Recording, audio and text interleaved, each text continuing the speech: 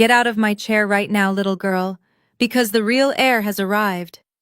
Those were the first words my mother spoke to me after abandoning me on a porch 24 years ago. She crashed my wealthy uncle's will reading, expecting to walk away with a multi-million-dollar real estate empire.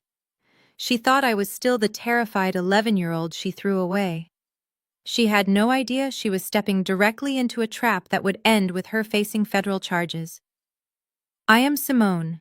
I am 35 years old, and I work as a commercial real estate strategist. Exactly 1 week ago, I lost the only real family I ever had when my uncle Roland passed away. I was sitting alone in the sprawling glass-walled boardroom of a prestigious downtown Atlanta law firm. The space was freezing, the kind of aggressive air conditioning designed to keep corporate lawyers awake during 20-hour negotiations.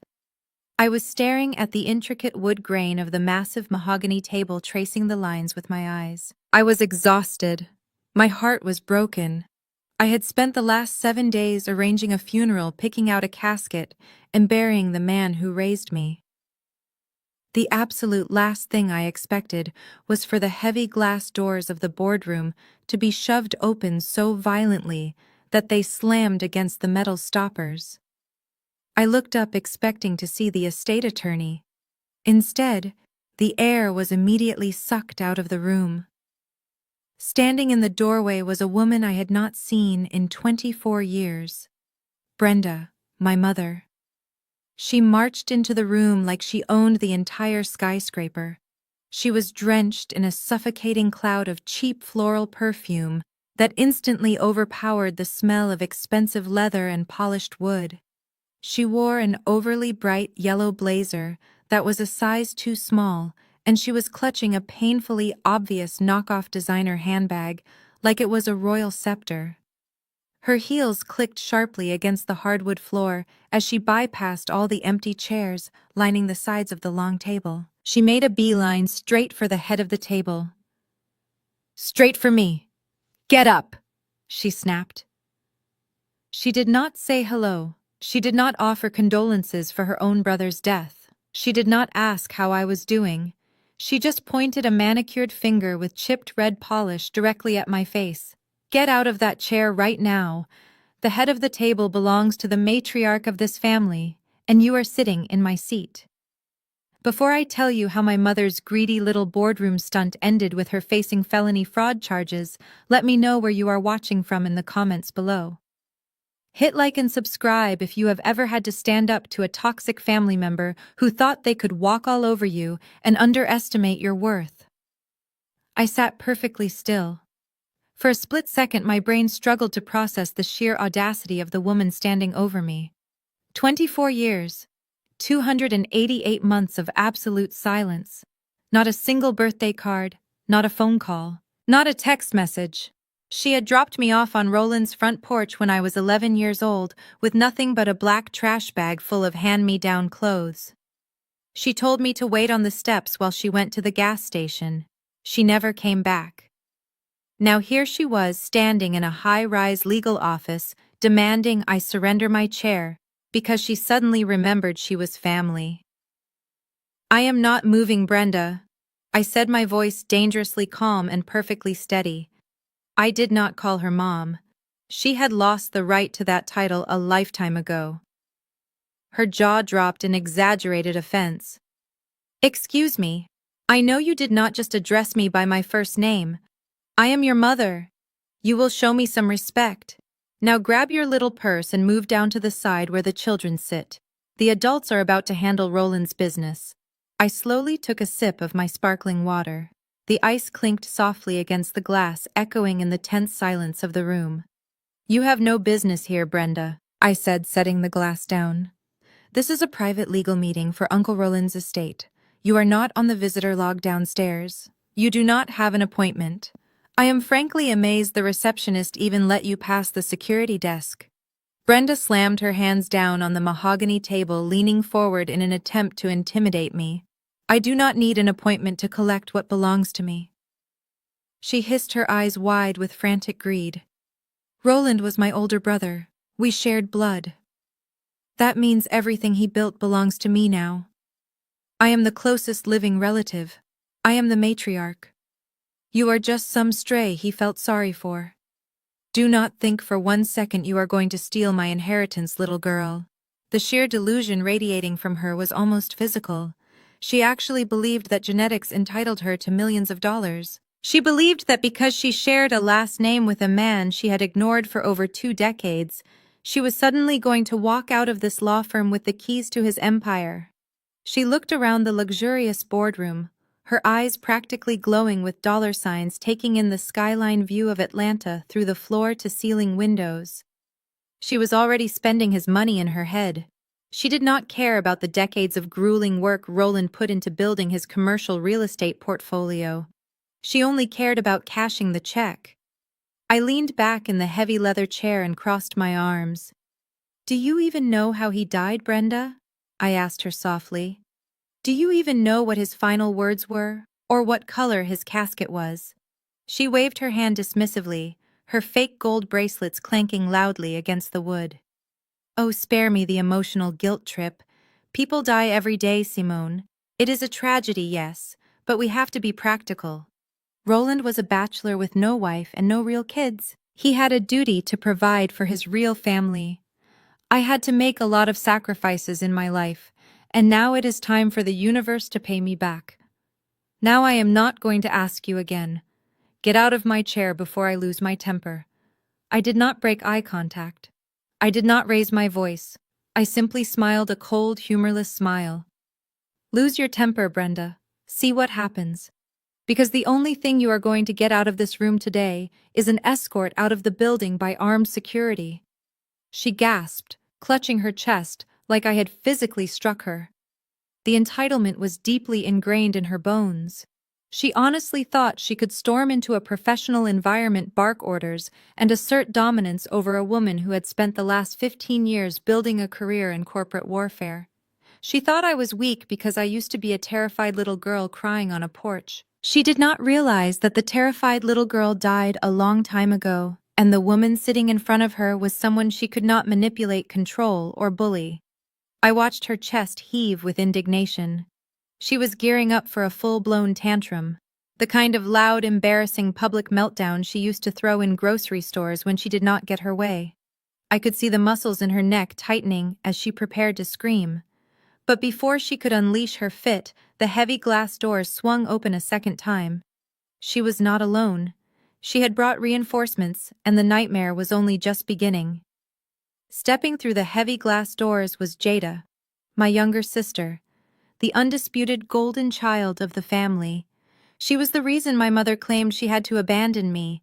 She was the one who got the cruise vacations, the private tutoring, and the endless stream of affection while I was left standing on a porch with a trash bag. Jada was clinging tightly to the arm of her husband Terrence. They walked into the boardroom with the synchronized arrogance of people who believed they had just won the lottery. Jada was dressed in head-to-toe designer labels that I knew for a fact she could not afford. She had a tissue pressed theatrically against her dry eyes, playing the role of the grieving niece. Terrence walked a step ahead of her, his chest puffed out inside a tailored suit that was far too flashy for a morning legal meeting. He looked around the prestigious law firm with hungry eyes, assessing the expensive artwork on the walls and the plush leather chairs like he was a king inspecting his new castle. Brenda stepped aside, crossing her arms with a smug look of satisfaction on her face. Her reinforcements had arrived. Terrence marched right up to the mahogany table. He did not offer his condolences. He did not even say good morning. He simply unclasped his faux leather briefcase and tossed it onto the polished wood right in front of me. The briefcase slid across the slick surface and bumped roughly into my glass of water, nearly knocking it over. He did not apologize. He looked down his nose at me with a smirk that made my blood run cold. Then he did something that absolutely sealed his fate. He raised his right hand and snapped his fingers directly in my face. The sharp cracking sound echoed through the silent boardroom, bouncing off the glass walls. It was a gesture reserved for dismissing a servant or calling a dog. "Simone," he said, stretching my name out with a mocking drawl. "Be a good girl and run down to the lobby for us. The real heirs have a lot of complex financial matters to discuss today, and we need caffeine. I take my coffee black. Jada wants a caramel latte. Go on now, hurry up. Jada sniffled loudly, dropping the dry tissue into her expensive handbag. And make sure they use oat milk, Simone. My stomach has been incredibly sensitive lately, with all this terrible grief. Losing Uncle Roland has just been devastating for my nervous system. Devastating. I stared at her. Jada had not spoken to Uncle Roland in 10 years. The last time she saw him was when she showed up at his office demanding he pay for her lavish destination wedding. When he politely declined and offered a reasonable cash gift instead, she threw a massive tantrum, called him a selfish old man, and stormed out. She had not reached out to him once when he was in the hospital. She did not bother to show up at his funeral last week because she claimed it was raining and the humidity would ruin her hair. But now, sitting in a room where millions of dollars were about to be discussed, she was suddenly a heartbroken victim, crippled by grief. I did not blink. I did not raise my voice. I did not show a single ounce of the rage burning in my chest. In my line of work as a commercial real estate strategist, you learn very quickly that the person who loses their temper first is the person who loses the negotiation. You never let your opponent see you sweat. And these three were not just opponents. They were walking vulnerabilities, wrapping themselves in fake confidence. I reached out with a steady hand and righted my glass of water, pushing Terrence's cheap briefcase a few inches away. I brought the glass to my lips and took a slow, deliberate sip. The silence in the room stretched out, pulling tight like a piano wire. Terrence shifted his weight, clearly uncomfortable that his alpha male routine had not sent me scurrying out the door. Brenda tapped her foot impatiently. I set the glass down on the wooden table with a soft thud. I folded my hands perfectly still. "Tell me, Terrence," I said, my voice dropping to a calm, icy register. "Did the bank finally padlock the gates at that failing used car lot of yours, or did you just decide to skip town before the repo men showed up?" The smug smile vanished from his face instantly. He took a quick step back, his eyes darting toward Brenda and Jada, as if I had just slapped him across the mouth. His face flushed a dangerous shade of purple.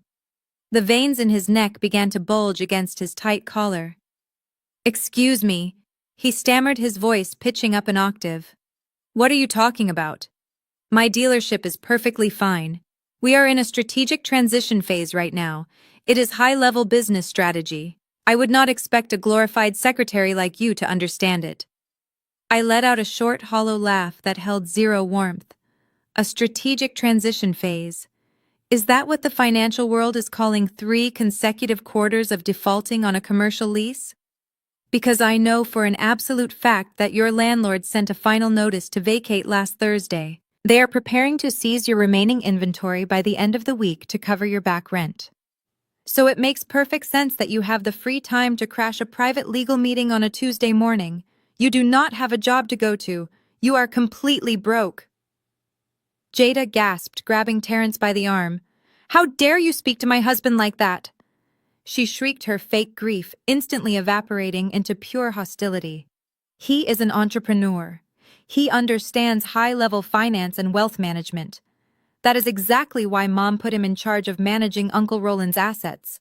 He is going to be the portfolio director for the estate. You are just jealous because you sit in a cubicle all day while we are building a legacy. I looked at Brenda, who was standing tall, looking incredibly proud of her son-in-law. The sheer comedy of their stupidity was almost too much to process. They were planning to put a man who was drowning in massive debt, a man who could not even keep a gravel lot of used sedans afloat, in charge of a multi-million-dollar commercial real estate portfolio. They thought business was just wearing a suit and barking orders at people. They had absolutely no idea how corporate law or estate management actually worked. They just saw a giant pile of cash and thought they could scoop it up. "You are going to regret opening your mouth," Terrence sneered, leaning over the table, trying to use his physical size to intimidate me. "You think you are so smart with your little real estate job. You think you can talk down to me. I am the man of this family now. I call the shots. And I am telling you to get up Get the coffee and get out of our sight before I make things very ugly for you."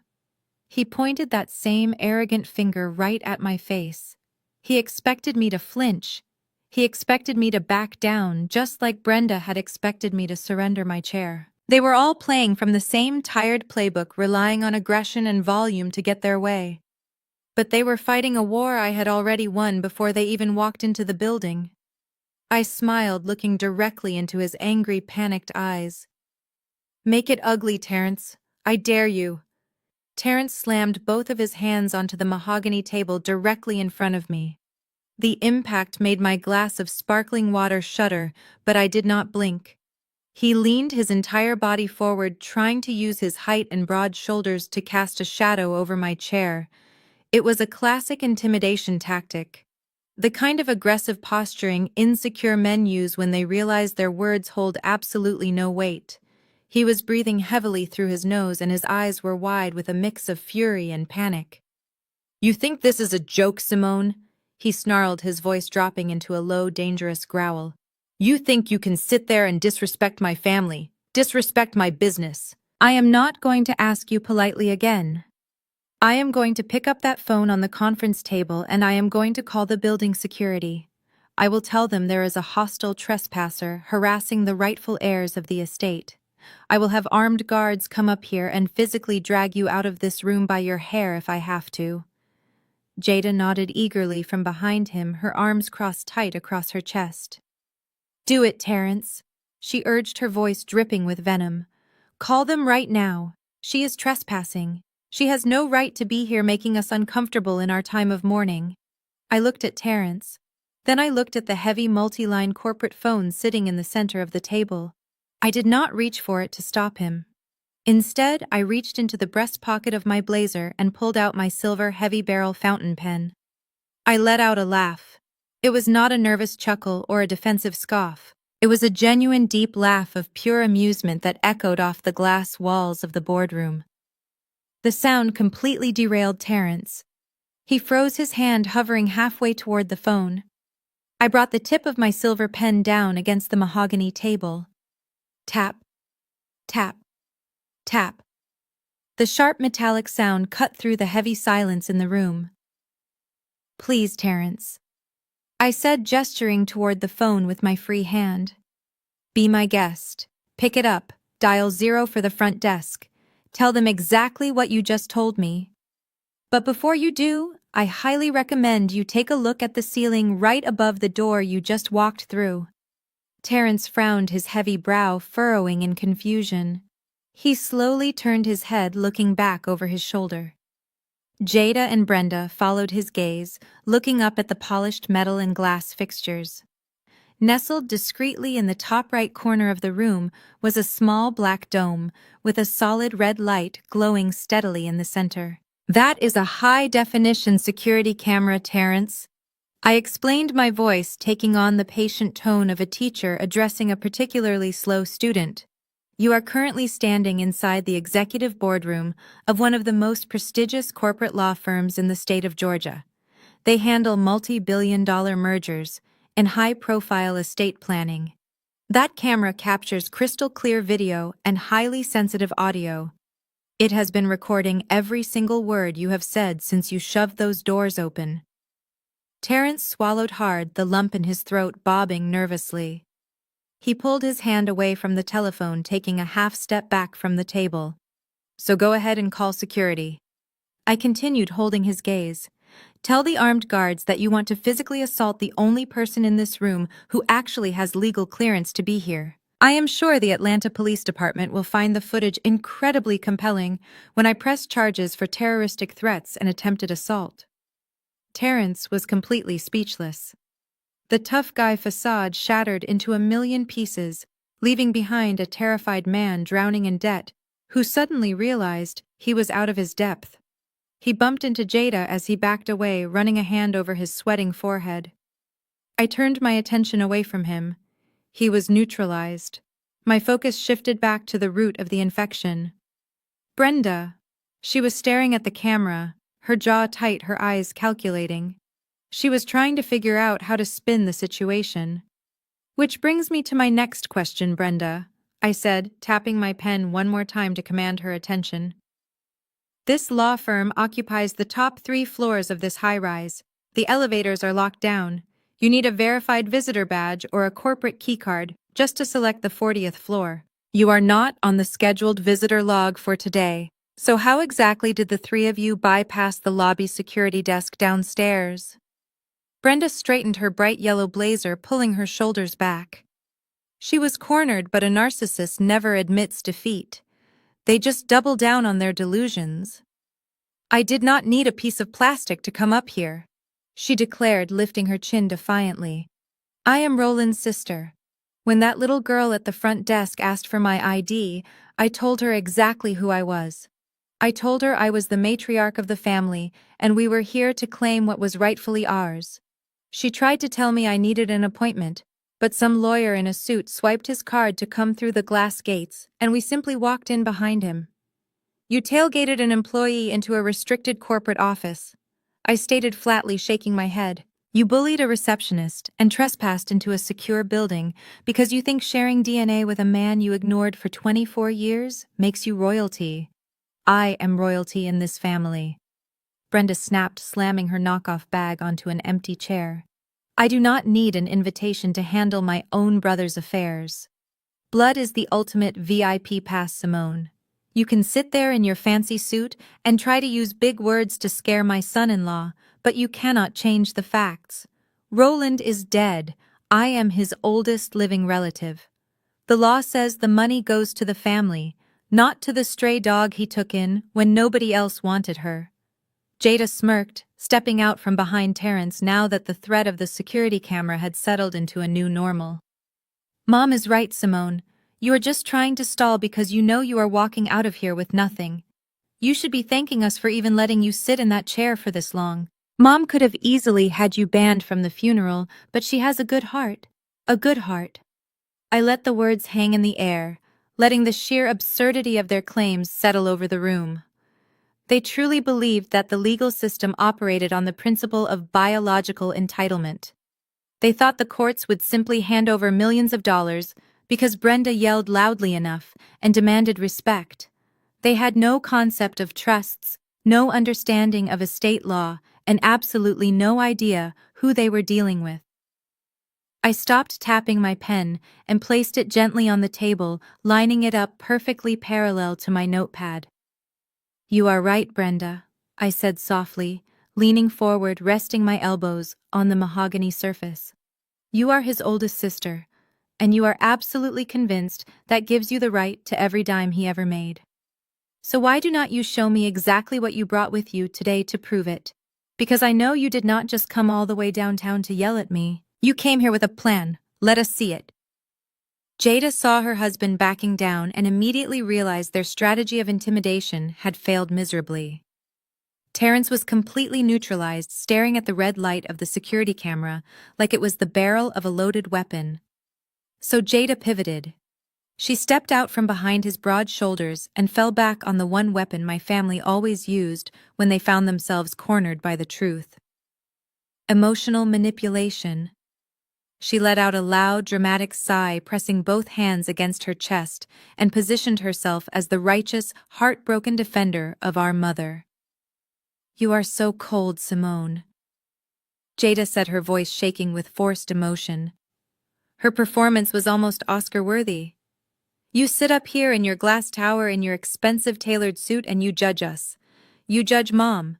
You have absolutely no idea what she went through. You have no idea the heartbreaking sacrifices she had to make just to keep a roof over our heads when we were growing up. I stared at Jada, letting her dig the hole deeper. She was practically vibrating with self-righteousness.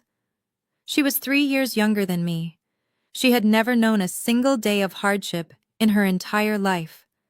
Mom was a single mother. Jada continued, wiping a non-existent tear from her meticulously contoured cheek. She was struggling every single day. She cried herself to sleep every single night, worrying about how she was going to feed us. She made the ultimate sacrifice giving you to Uncle Roland. She knew he had money. She knew he had a big house and could give you a better life. A life she could not afford to give you at the time. It broke her heart to let you go, but she did it because she loved you. And this is how you repay her. By treating her like a criminal in her own brother's law firm. You owe her respect, Simone. You owe her everything. The silence that followed Jada's little speech was heavy and thick. Brenda was looking down at the mahogany floor, acting like a wounded martyr, carrying the weight of the world on her shoulders. Terrence had recovered enough to nod along, looking deeply offended on his mother-in-law's behalf. They had rehearsed this narrative for so long that they actually believed it. They had rewritten history to turn an act of profound, devastating child abandonment into a tragic tale of maternal sacrifice. They wanted me to bow my head and thank the woman who threw me away. I looked at the three of them standing there in their cheap clothes and their massive delusions. I felt my heartbeat steady in my chest. A deep rhythmic thumping that grounded me in the present moment. I did not feel the urge to cry.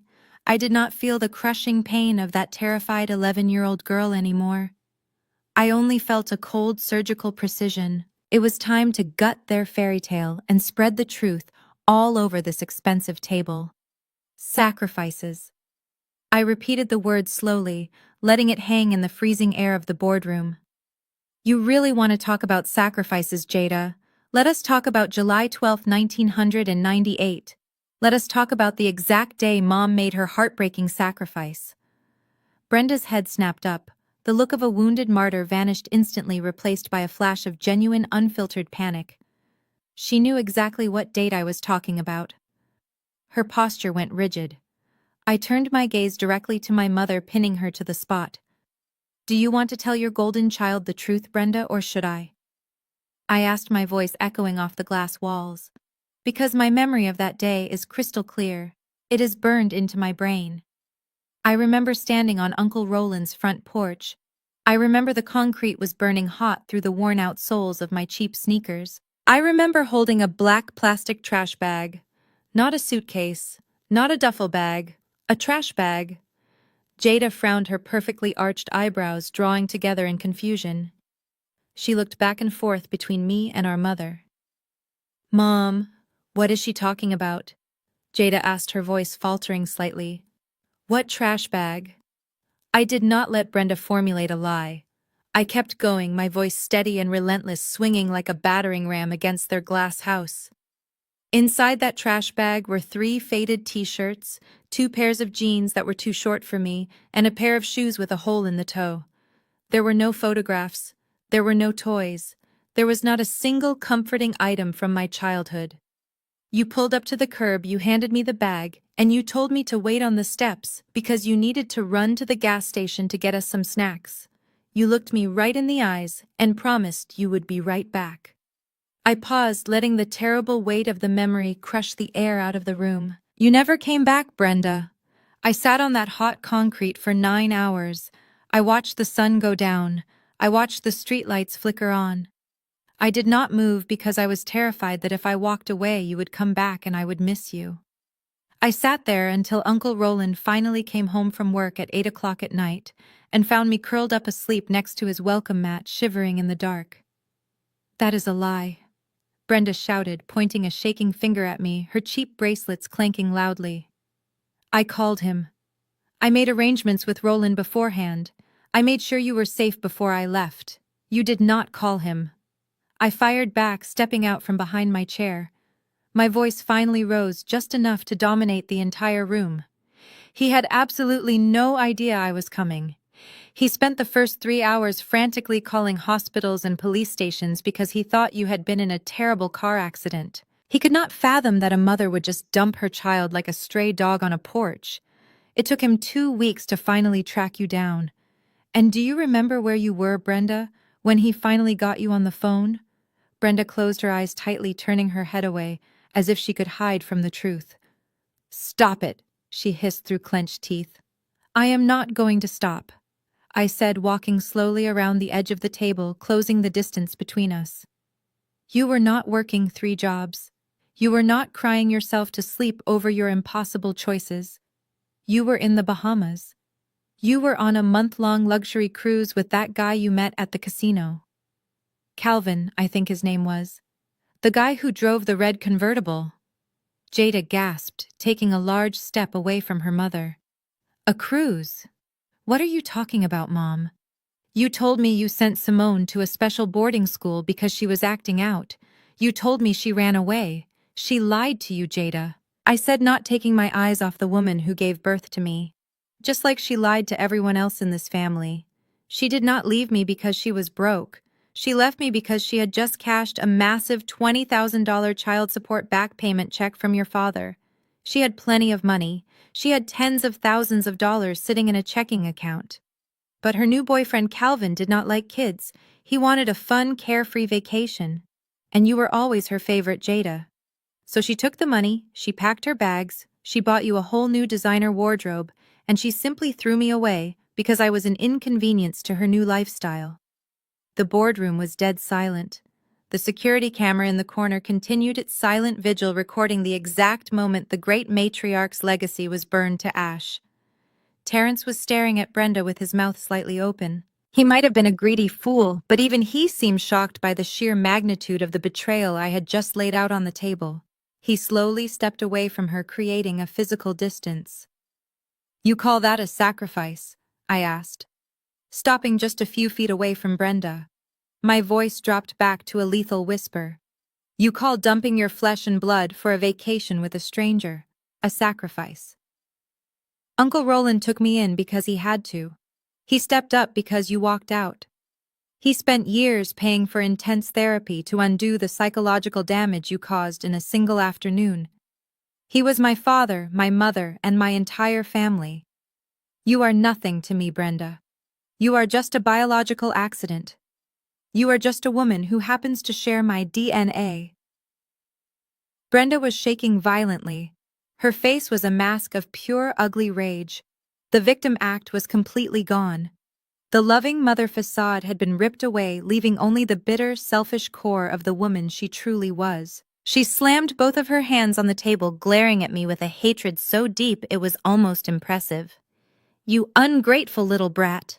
Brenda spat the words flying from her mouth like venom. "I gave you life. I brought you into this world. I kept you fed and clothed for 11 years when I should have just left you at the hospital the day you were born. You were always a difficult child. You were always looking at me with those judging eyes, thinking you were better than me. Roland poisoned you against me.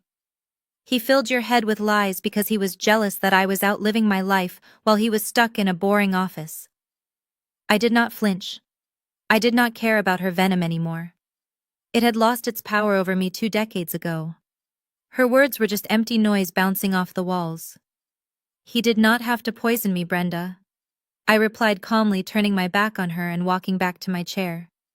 "He just had to pick up the pieces you broke. And he did a phenomenal job, because while you were busy jumping from one bad decision to the next, he taught me how to survive. He taught me how to build an empire." Jada was breathing heavily, her carefully constructed worldview fracturing right in front of her. But she was too dependent on Brenda to fully turn against her. She desperately needed the narrative to shift back in their favor. She needed the money too badly to let morality or a little thing like child abandonment get in the way of her payday. The greed was stronger than her conscience. "Whatever." Jada snapped, waving her hand dismissively as if trying to physically brush away the horrible truth I had just exposed. "That is all in the past, Simone. It does not matter what happened 20 years ago. It has absolutely nothing to do with today. What matters is right now. What matters is that Uncle Roland is gone and we are his real family. We are the ones who are legally entitled to his estate. You can stand there and bring up ancient history all you want to make Mom look bad, but it does not change the law." It was a stunning display of cognitive dissonance. Jada had just learned that her mother had callously abandoned her sister for a Caribbean cruise, and her immediate reaction was to pivot straight back to the inheritance. It proved exactly what Uncle Roland had always said about them. They were black holes capable only of consuming everything around them, leaving nothing but destruction in their wake. I slowly sat back down in my heavy leather chair. I felt remarkably light. Exposing the truth, speaking the reality of that day out loud in a room where they had tried to silence me, felt like taking a full, deep breath for the first time in a week. The air in the boardroom suddenly felt clear. "Is that so, Jada?" I asked, picking up my silver pen and twirling it effortlessly between my fingers. "You really think the law is on your side? You think biology is a magic key that automatically unlocks bank vaults and real estate deeds?" Brenda straightened up, recovering her aggressive posture. She smoothed down her bright yellow blazer and reached into her cheap handbag, her eyes flashing with a predatory gleam. "I do not just think it, Simone. I know it, and I am entirely done playing these little emotional games with you. We did not come here to apologize for the past or listen to your sob stories. We came here to collect our future, and we are not leaving until we get exactly what we came for." The mask was finally gone. There were no more fake tears about being a struggling single mother. There were no more dramatic sighs about heartbreak and sacrifice. Brenda had realized that her emotional manipulation was completely useless against me, so she simply abandoned it. She shifted gears with the terrifying speed of a sociopath, dropping the grieving sister act and diving straight into raw, unfiltered greed. She reached across the mahogany table and tapped her long red fingernails against the polished wood. "I want the keys to his house, Simone," she demanded, her voice sharp and authoritative. "And I want the keys to his car. That vintage silver Porsche he kept parked in the garage. I also want his watch, the platinum Rolex he always wore. I know for a fact he took it off when he went into the hospital, so I know it is sitting in a safe somewhere. Hand them over right now." I stared at her, letting the absolute vulgarity of her request sink in. Uncle Roland had barely been in the ground for 48 hours. His headstone had not even been engraved yet. And here was his biological sister demanding his personal effects like she was looting a burning building. The Porsche and the Rolex. I repeated slowly, leaning back in my chair. "You want me to reach into my purse and just hand over a classic car and a $40,000 timepiece before the estate attorney even walks into the room? Why the sudden rush, Brenda? I thought you were here to secure your legacy. Plundering a dead man's jewelry box feels a little desperate for a so-called matriarch." Brenda crossed her arms defensively, but her eyes darted away from mine for a fraction of a second. "It is none of your concern why I want them," she snapped. "I am the rightful heir. I am stepping into my role as the head of this family, and part of that role requires me to manage the physical assets immediately. We have a temporary cash flow issue that needs to be addressed this afternoon. I have already contacted a private buyer downtown who is willing to take the car and the watch off our hands for a very generous cash payout." A temporary cash flow issue. I said the words rolling around in my mouth like a bitter pill. I looked past Brenda and locked eyes with Terrence. Terrence was standing completely frozen. His face, which had been flushed red with anger just moments ago, had suddenly drained of all color. He looked like a man who had just stepped onto a landmine and heard the click. Sweat was beginning to bead along his hairline. I tilted my head, studying him. I started doing the math out loud. "Your car dealership is facing eviction and asset seizure by the end of the week. But commercial landlords do not send leg breakers to your house. They just lock the doors and call their lawyers. So a commercial eviction would not cause a temporary cash flow issue that requires selling a vintage Porsche for quick cash on a Tuesday afternoon. No. A panic sell like that means someone very dangerous is demanding immediate payment." Terrence swallowed hard, his Adam's apple bobbing. "Shut up, Simone," he muttered, his voice lacking all of its previous bravado. "You do not know what you are talking about." But I did know. The puzzle pieces snapped perfectly into place. I let out a low whistle, shaking my head. "It is the tables, is it not, Terrence?" I asked, my voice dropping into a deadly calm register. "Or maybe the sports books. You did not just run a business into the ground, you gambled away the operating capital. And now the people you owe money to are not the kind of people who send strongly worded emails. They are the kind of people who show up at your house. That is why you need the watch and the car today. You are trying to pay off a bookie before he breaks your legs. How dare you?" Jada shrieked, stepping forward and shoving Terrence behind her like she was shielding him from a physical attack. Her face was contorted with pure hysterical rage. "You have absolutely no right to sit there and psychoanalyze my husband. He is an entrepreneur who took a calculated financial risk. So what if he owes a few people some money? All great businessmen carry debt. It is part of building an empire." I actually laughed out loud at that. A calculated financial risk. Jada, your husband is a degenerate gambler who is trying to pawn a dead man's watch to save his own skin. And your mother is actually helping him do it. "It is our money, Simone!" Jada screamed, her voice echoing shrilly off the glass walls. "It is our inheritance. Uncle Roland was our blood, and everything he owned belongs to us. If we want to take his stupid watch and his old car and sell them to pay off Terrence's business loans, then that is exactly what we are going to do. It is none of your business how we spend our family wealth. You are just a jealous, bitter orphan trying to keep us from what is rightfully ours. Just hand over the keys and the safe codes and get out of our way." The sheer profound ignorance radiating from my sister was staggering. They had convinced themselves that probate law was just a suggestion.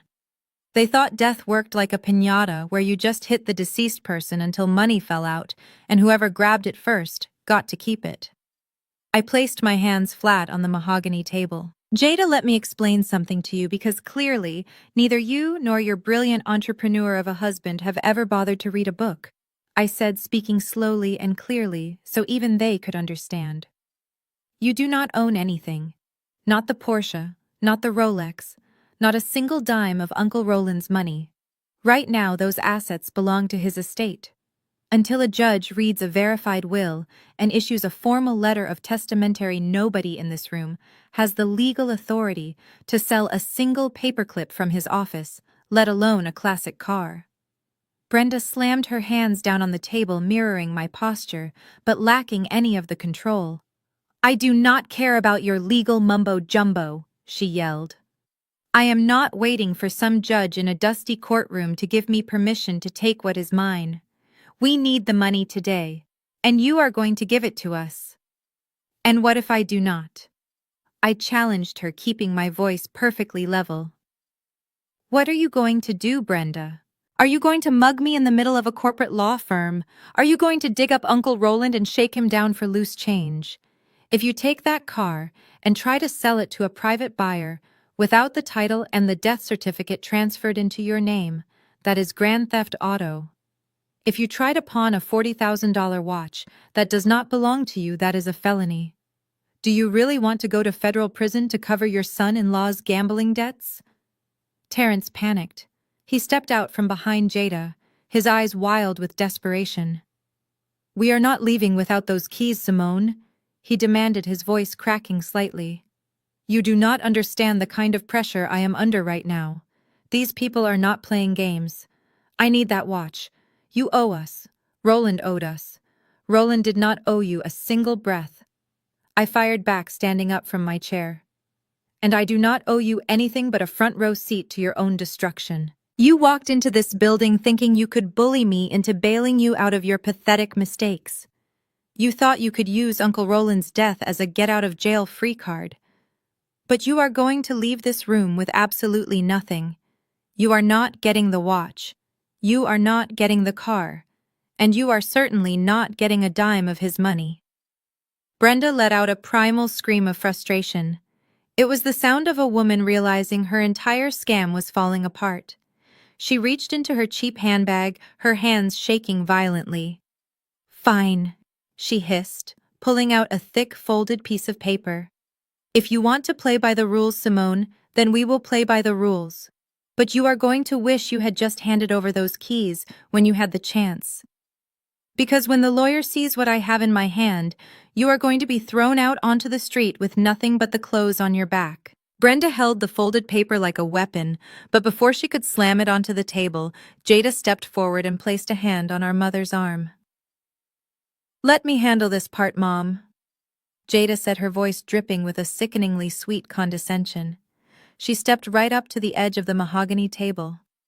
She raised her left hand and began slowly twisting the large cubic zirconia wedding ring on her finger. It was a nervous habit she disguised as a display of wealth. Jada looked down at me with a look of profound pity. The kind of fake sympathy you give to a stranger on the street. We do not want to leave you out in the cold, Simone. We really do not.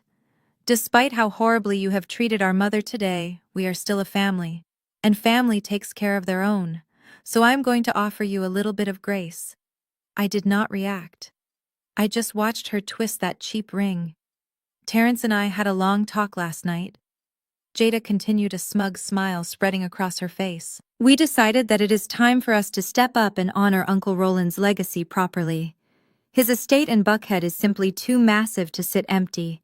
It is a 10,000 square foot mansion sitting on 4 acres of prime real estate. It needs life. It needs a real family to fill those halls. So Terrence and I went ahead and officially terminated the lease on our luxury apartment this morning. We are moving into the Buckhead estate by this weekend. I sat perfectly still. My face was a mask of carved stone. Inside my mind, however, a massive steel trap was slowly clicking shut. I let her words wash over me, analyzing the sheer magnitude of the disaster they had just orchestrated for themselves.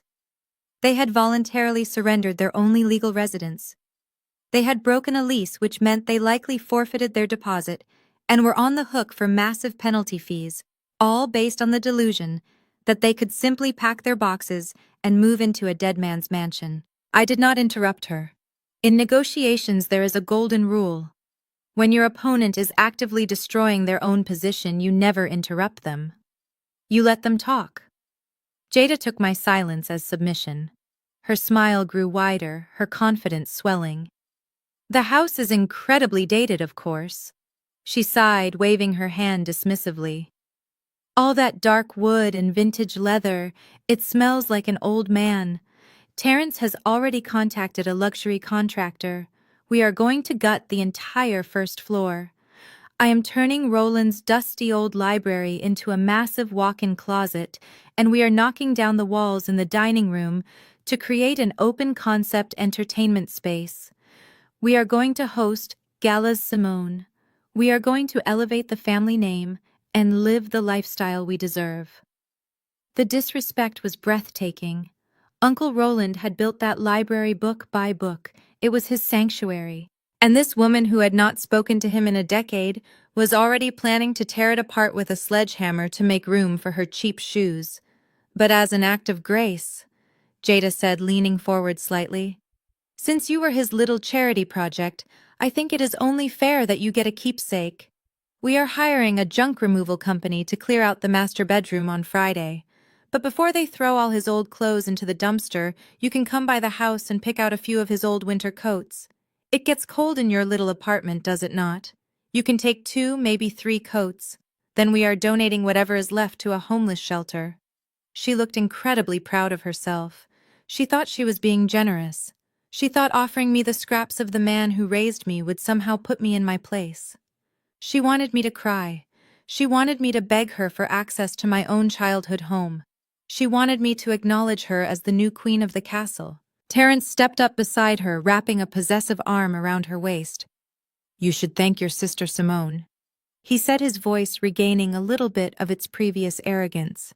Most people would not even let you on the property after the way you disrespected your mother. But Jada has a huge heart. You get 3 coats, and then you hand over your set of keys to the front gate. You will not be allowed back on the premises once the contractors start the demolition. It is a massive liability issue. I looked at the two of them. They were practically glowing with stolen pride. They had mapped out an entire future based on assets they did not own, money they did not have, and legal rights that did not exist. I slowly reached out and picked up my glass of sparkling water, taking another deliberate sip. The ice was starting to melt, but the water was still freezing cold. I swallowed and set the glass back down perfectly, centering it on a dark knot in the mahogany wood. Let me make sure I am understanding this correctly, Jada. I said, my voice soft and measured. You officially terminated your lease. You signed the paperwork and handed it over to your landlord this morning. Jada rolled her eyes, letting out a heavy sigh. Yes, Simone. Try to keep up. We signed the termination papers at 9 o'clock. The movers are coming on Thursday to pack up our furniture. We are completely moved out by Friday afternoon. Like I said, we are taking over the Buckhead estate. And you did this without having a key to the house, without having the alarm codes, without a single piece of paper from the probate court stating you have the legal right to occupy the property. I laid out the facts, flatly stripping away all of her decorative delusions. Brenda scoffed from the side, shaking the folded piece of paper in her hand. We do not need permission from a court.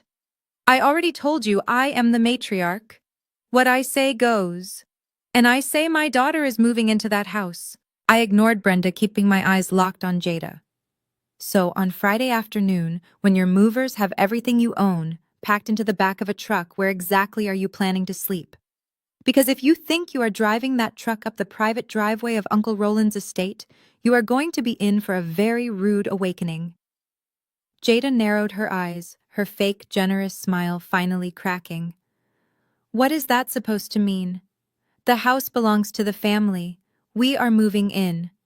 You are not moving anywhere near that house, Jada, I said, leaning forward, resting my arms on the table. You are not gutting the library. You are not knocking down walls. And you are absolutely not hiring a junk removal company to touch a single thread of Uncle Roland's clothing. If you or your husband or those movers step 1 foot onto that property, the private security firm that monitors the estate will have you arrested for criminal trespassing before you even make it to the front door. Terrence scoffed loudly, trying to sound tough. You do not control the security, Simone. You are just a guest here. Oh, Terrence. I smiled, a cold, empty smile. You have absolutely no idea what I control. But please go ahead with your plan. Pack your bags, break your lease, make yourselves completely homeless by Friday. It is going to be incredibly entertaining for me to watch you try to explain to your movers why you cannot get past the front gates. Jada's face flushed a deep, angry red. She slammed her hand down on the table, her cheap ring clattering against the wood. You are bluffing, she hissed. You are just trying to scare us because you know you lost. You know Mom is taking everything and you cannot handle it. I am not the one who is going to be sleeping in a moving truck this weekend, Jada, I replied calmly. You dug your own grave this morning when you signed those termination papers, and now you are going to lie in it. Terrence stepped forward, pushing Jada gently behind him. He puffed out his chest and adjusted the lapels of his flashy suit, trying to project an aura of absolute authority. He looked at me with a mixture of disgust and misplaced amusement. You think you can talk to my wife like that? He sneered, his voice echoing in the large room. You think because you sit in a corporate office all day that you understand how real wealth works. Let us get one thing straight, Simone. You are nothing but a glorified secretary. You push papers around for people who actually make the big decisions. You arrange meetings and format spreadsheets. I am a business owner. I am an entrepreneur.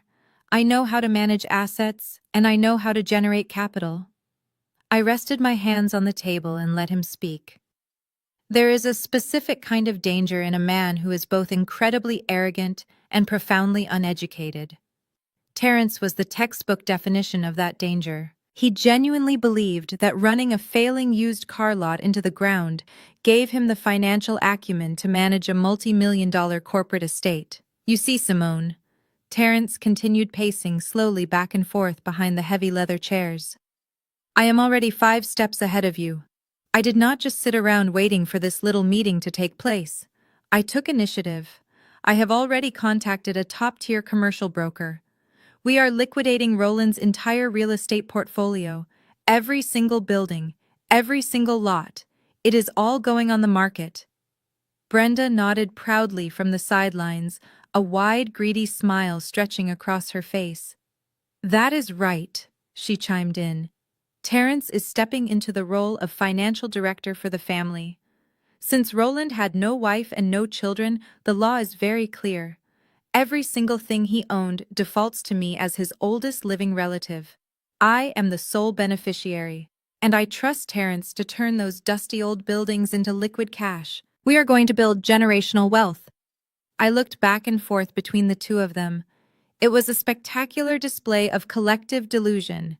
They were feeding off each other's ignorance, creating a fantasy world where they were suddenly real estate tycoons.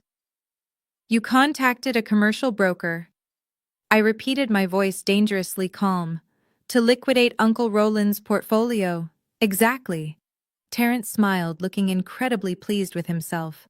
The broker is already drawing up the listings for the Midtown Shopping Center and the office park out in Alpharetta. We are going to put them on the open market by next week. The broker assured me we can cash out the smaller properties by the end of the month. That will give us the immediate capital we need to renovate the Buckhead estate and clear up my temporary business debts.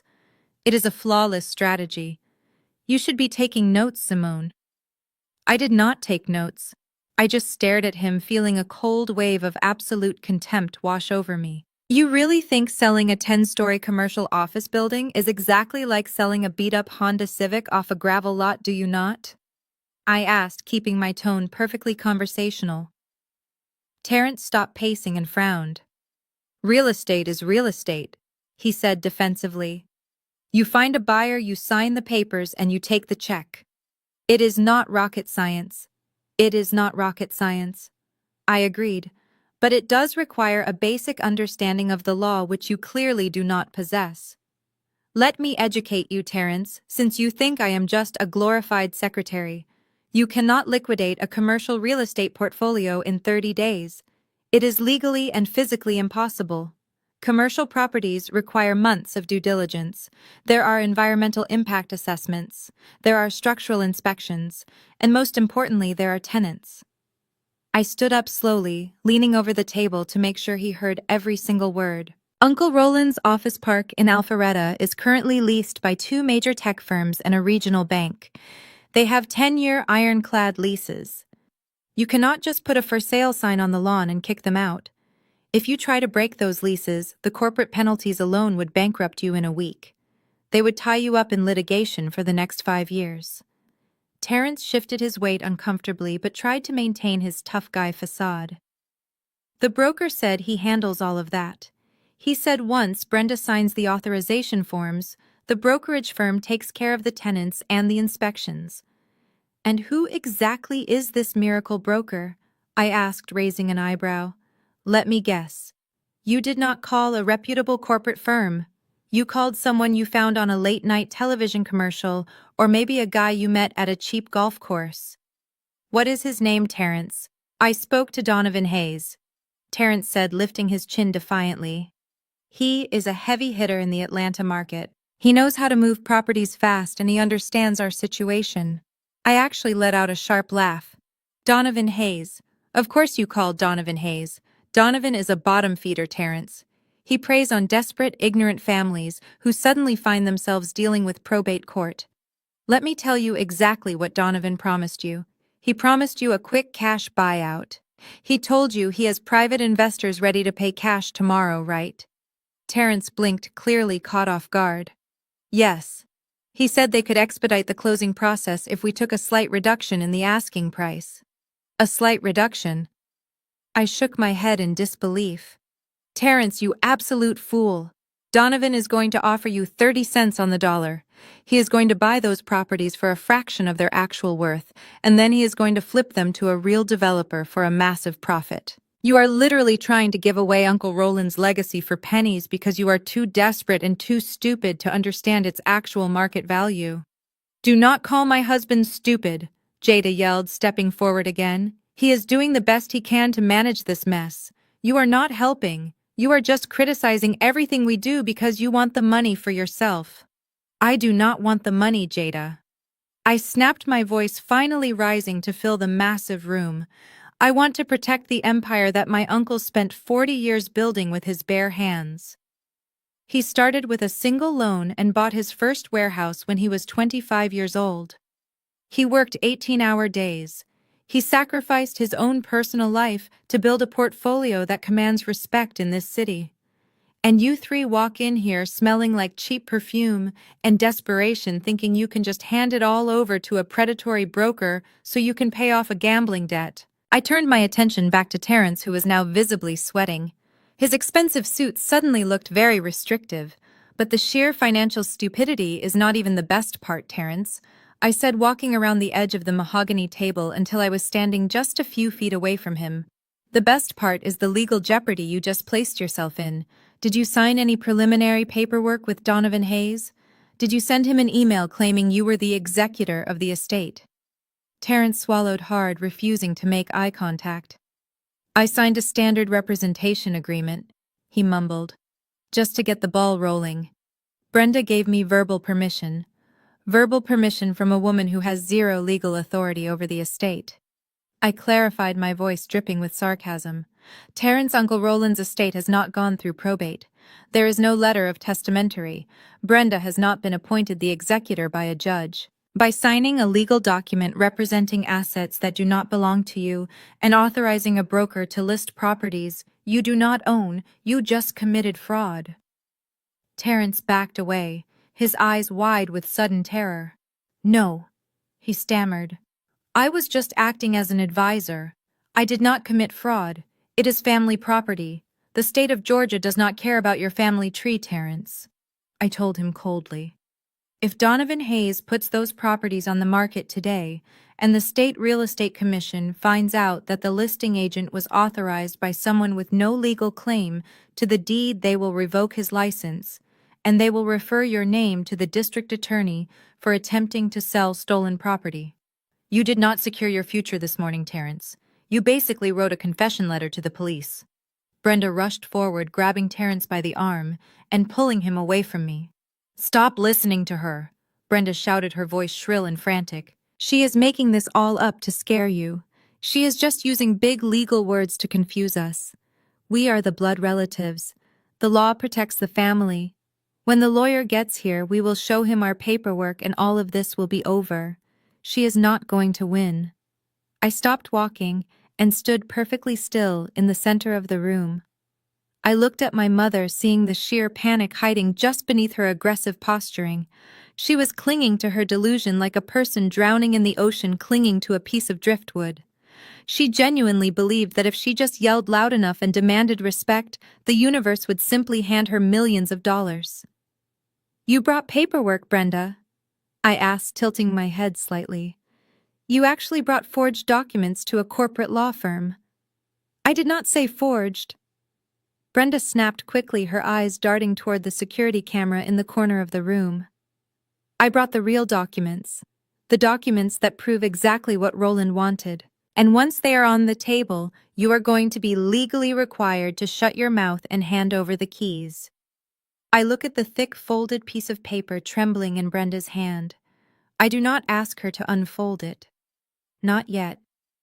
I let her hold on to her little secret weapon for just a few minutes longer because I am not finished with Terrence.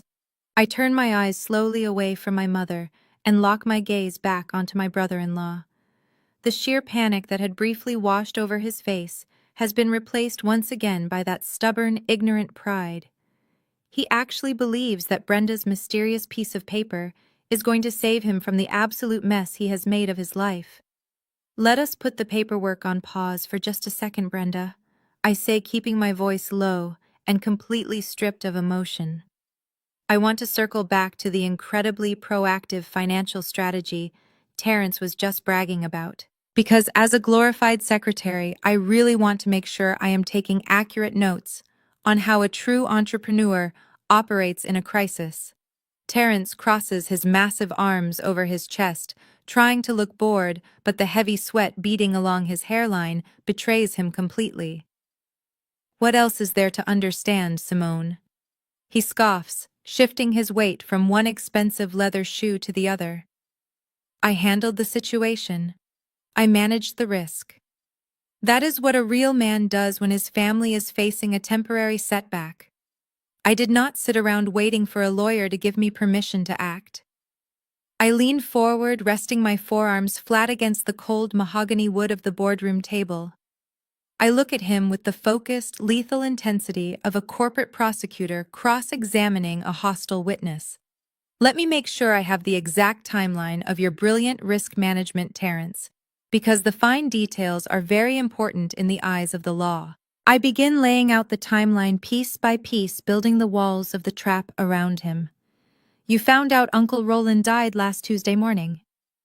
By Thursday, your commercial landlord sent you a final eviction notice for the gravel lot where you sell your used cars. By Friday, the private creditors started calling your personal cell phone. I am not talking about the bank, Terrence. I am talking about the people who do not use contracts or collections agencies, the people demanding the money you lost gambling on sports. You panicked. You did not have the cash and you knew they were coming to your luxury apartment to collect it. So you called Donovan Hayes, the bottom feeder real estate broker. Terrence nods his chest, puffing out again, completely oblivious to the corner he is backing himself into. Like I said, I brought in a professional to handle the liquidation. I keep pushing, laying out the bait step by calculated step. And you told Donovan to immediately list the Alpharetta Office Park and the Midtown Shopping Center. You signed a representation agreement with his brokerage firm. Then you took that signed agreement and you showed it directly to your private creditors.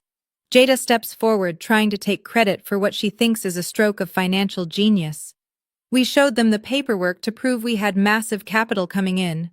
She says, proudly tossing her perfectly styled hair over her shoulder. It was actually my idea, Simone.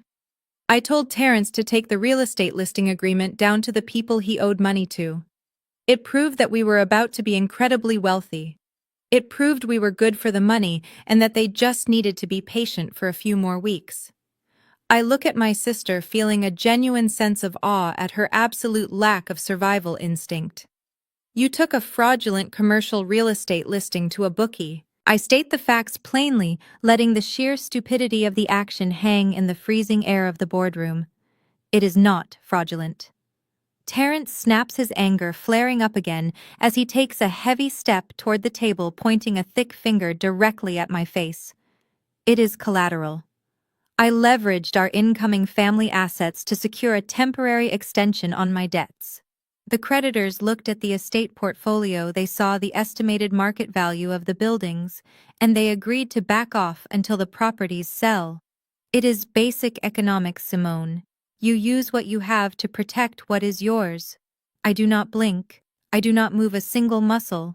I just let the silence stretch out for 3 long, agonizing seconds.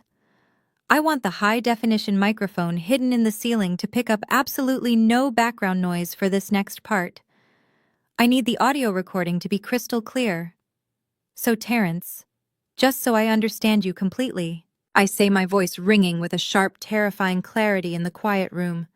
You have already promised the capital from Uncle Roland's unprobated assets to your private creditors to cover your personal gambling debts. You used a dead man's properties as collateral for a private loan before a judge ever declared who legally owns those properties. Terrence looks down at me, a smug, victorious smile spreading across his sweating face. He actually thinks he has won the argument. He thinks he has proven his dominance and outsmarted me in front of his wife and mother-in-law. He has absolutely no idea that he just stepped right into the center of the snare and handed me the rope. Yes, I did. Terrence says loudly and proudly, his voice echoing off the glass walls. I secured the family. I leveraged the assets. That is called being proactive, Simone. You should try it sometime, instead of just taking orders from your boss and living a miserable, lonely life. The smile that breaks across my face is completely genuine. It is not a defensive smirk. It is a slow, cold, terrifying smile that makes Jada instinctively take a step back. I do not look at Terrence. Instead, I tilt my head back, and I look directly up at the small black dome of the security camera nestled in the corner of the ceiling. The little red light is glowing steadily, recording every single frame of this magnificent disaster. I look back down at Terrence. My smile does not fade. That is not called being proactive, Terrence, I say softly, almost to myself. That is called intent to commit financial fraud. The smug look on his face freezes instantly. The victorious smile melts away, leaving behind a mask of pure confusion. He blinks, staring at me like I just spoke a foreign language. What? He breathes out the word barely audible. Let me explain exactly what just happened here, Terrence, I say, standing up from my heavy leather chair. I smooth down the front of my blazer, keeping my eyes locked on his terrified face. You just admitted on a recorded line inside a corporate legal facility that you used assets you do not legally own to secure a financial transaction. That is the textbook legal definition of fraud, but it gets so much worse for you. Because you used a commercial real estate listing representing millions of dollars, it crosses the threshold into a major felony. Terrence shakes his head, taking a slow step backward until his back hits the edge of an empty chair. No, he stammers, raising his hands defensively. I was just using it as a guarantee. It is family money. It is going to be ours anyway. It does not matter what you think is going to happen in the future, Terrence. I reply, my voice slicing through his pathetic excuses like a scalpel. You made a financial pledge using a dead man's portfolio to pacify illegal creditors. You conspired with a predatory broker to list properties without a letter of testamentary. And the absolute best part is that you just proudly confessed to the entire scheme right to my face while the security camera recorded every single syllable. Jada grabs his arm, her eyes wide with sudden terror. Tell her she is lying, Terrence. She pleads, shaking him slightly. Tell her you did not commit a crime. We were just borrowing against our inheritance. Mom said it was fine. Mom said we could do it. I turn my gaze to Jada. You are an accessory, Jada. I inform her casually. You just admitted out loud that it was your idea to take the fraudulent paperwork to the creditors. You advised your husband to commit a felony. The district attorney is going to absolutely love the audio from this meeting. They will not even need to interrogate you. You both just handed them a neatly wrapped conviction with a bow on top. Terrence begins to hyperventilate. His chest heaves up and down, and he desperately pulls at the collar of his expensive tailored shirt as if the fabric is suddenly choking him. The reality of the situation is finally crushing his massive ego. He realizes that he did not outsmart anyone. He realizes that his creditors are not going to get a dime from the Alpharetta office park. And when they find out he used fake collateral to buy time, they are going to come looking for him. And if the creditors do not get him first, the federal prosecutors absolutely will. You set me up. Terrence gasps, pointing a trembling finger at me. You tricked me into saying that. You asked a leading question. This is entrapment. I cannot entrap you, Terrence. I laugh coldly. I am not a police officer. I am just a glorified secretary who happens to know the law. You dug this grave completely by yourself. I just handed you the shovel and asked you to describe the dirt. Brenda can see her entire empire crumbling before her eyes. The reinforcements she brought to intimidate me are currently having a synchronized panic attack in the middle of the boardroom. Terrence is pacing frantically, muttering under his breath about calling his broker to cancel the listings, while Jada is crying real tears, now realizing her dreams of a walk-in closet have just been replaced by the very real threat of a prison cell. Brenda steps forward, shoving past her crying daughter. She marches right up to the mahogany table, her cheap floral perfume washing over me again. She is desperate to regain control of the narrative. She is desperate to prove that she is still the matriarch and that she still holds all the cards. Enough of this nonsense. Brenda screams, slamming her hand down on the table so hard that my glass of water spills over, soaking into the wood. I am sick and tired of you playing these little mind games, Simone. You think you are so smart. You think you can use technicalities to steal my money and send my family to jail. But you are wrong. You are dead wrong. She raises the folded piece of paper in her hand, waving it aggressively in my face. The edges of the paper are slightly worn, as if it has been folded and unfolded 100 times. I brought the proof, Simone. Brenda sneers, her face twisted into an ugly mask of pure desperation and greed. I brought the only document that matters in this entire building. I did not want to show it to you until the lawyer got here, but you leave me no choice. You need to be put in your place once and for all, because when you read what is on this paper, you will realize that you have absolutely no power here. You are nothing but a squatter in my empire. Brenda stood at the edge of the mahogany table, holding that folded piece of paper like it was a winning lottery ticket. Her hand was actually shaking, but not from fear. It was shaking with pure, unadulterated adrenaline. She genuinely believed that whatever was written on that crumpled page was going to magically erase the felonies her son-in-law had just confessed to.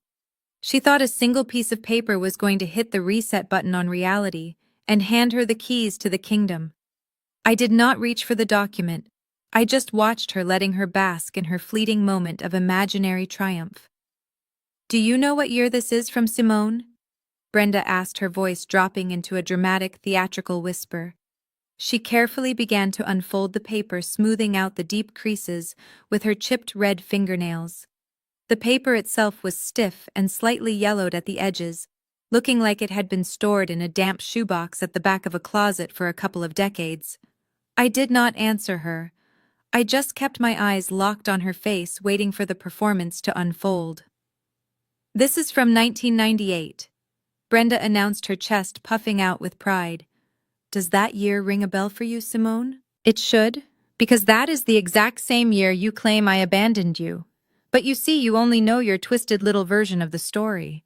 You do not know what happened between me and my brother after I left. You do not know the conversations we had behind closed doors." Jada sniffled, wiping the last of her panic tears away. She stepped closer to our mother, her eyes locked on the document. Terrence also stopped his frantic pacing. He wiped the heavy sweat from his forehead with the back of his sleeve and cautiously took a step back toward the table. Like a pair of starving animals smelling meat, they were immediately drawn to the promise of salvation held in Brenda's hands. Roland understood why I had to leave. Brenda continued, her voice growing louder and more confident with every word. He understood that a woman like me needed to find herself. He knew I was meant for bigger things than changing diapers and struggling to pay electric bills, and he respected me for it. He respected my sacrifice so much that exactly 1 week after I left you on his porch, he went to a lawyer and he drafted this. With a sudden, aggressive motion, Brenda slapped the document down flat onto the polished mahogany table. She pressed her hand firmly against the center of the page, sliding it across the smooth wood until it stopped right in front of me. "Read it and weep, little girl." Brenda sneered, a nasty, vicious smile twisting her features. "That is Roland's true last will and testament. It is signed, dated, and legally bound. And it clearly states that upon his death, every single worldly possession he owns, his bank accounts, his real estate, his personal belongings, everything reverts directly to me, his oldest sister, his blood." Terrence let out a massive sigh of relief, a loud booming sound that echoed through the boardroom. A wide, arrogant grin spread across his face, completely replacing the sheer terror I had put there just minutes ago. "See?" Terrence laughed, clapping his hands together. "I told you we were good, Jada. I told you I had this all under control. If Mom owns the estate, then my representation agreement with Donovan Hayes is perfectly legal. There is no fraud. There is no crime. We are the owners. We can do whatever we want." Jada let out a squeal of delight, throwing her arms around Terrence's neck. "Oh, thank God." She cried, her fake grief completely forgotten in the face of sudden wealth. "I knew you were smart, Terrence. I knew Mom would not let us down. We are going to be so rich." It was a fascinating psychological display. In the span of 30 seconds, they had gone from facing federal indictments to planning their luxury renovations, again all because Brenda threw a dusty piece of paper on the table. They did not even bother to read the fine print. They did not question why a multi-millionaire real estate mogul would leave his entire empire on a single sheet of paper from the late 90s. They just saw what they wanted to see. Brenda leaned over the table, placing both of her hands flat against the wood, staring me down. Her cheap floral perfume mixed with the smell of old paper. "You thought you could walk in here in your fancy tailored suit and steal my family legacy?" Brenda hissed, her eyes burning with decades of built-up resentment. "You thought just because you lived in his house and went to the expensive schools he paid for that you were somehow his equal. But you were never his equal, Simone. You were a project. You were a tax write-off. You were just his little charity case." She tapped a long red fingernail against the bottom of the document, right next to a dark blue ink stain. "I am his blood," Brenda declared, her voice echoing with absolute authority. "Blood is permanent. Charity is temporary. When Roland drew up this will, he made sure to protect his real family. He made sure that the wealth stayed exactly where it belonged. So you can pack up your little notepad and your expensive silver pen, and you can march right out of this building. Because you get absolutely nothing. Nothing. Jada echoed, stepping up beside Brenda and crossing her arms. You hear that, Simone? Not even the winter coats. I changed my mind. I am not letting you anywhere near the Buckhead house. You do not get a single dime and you do not get a single memory.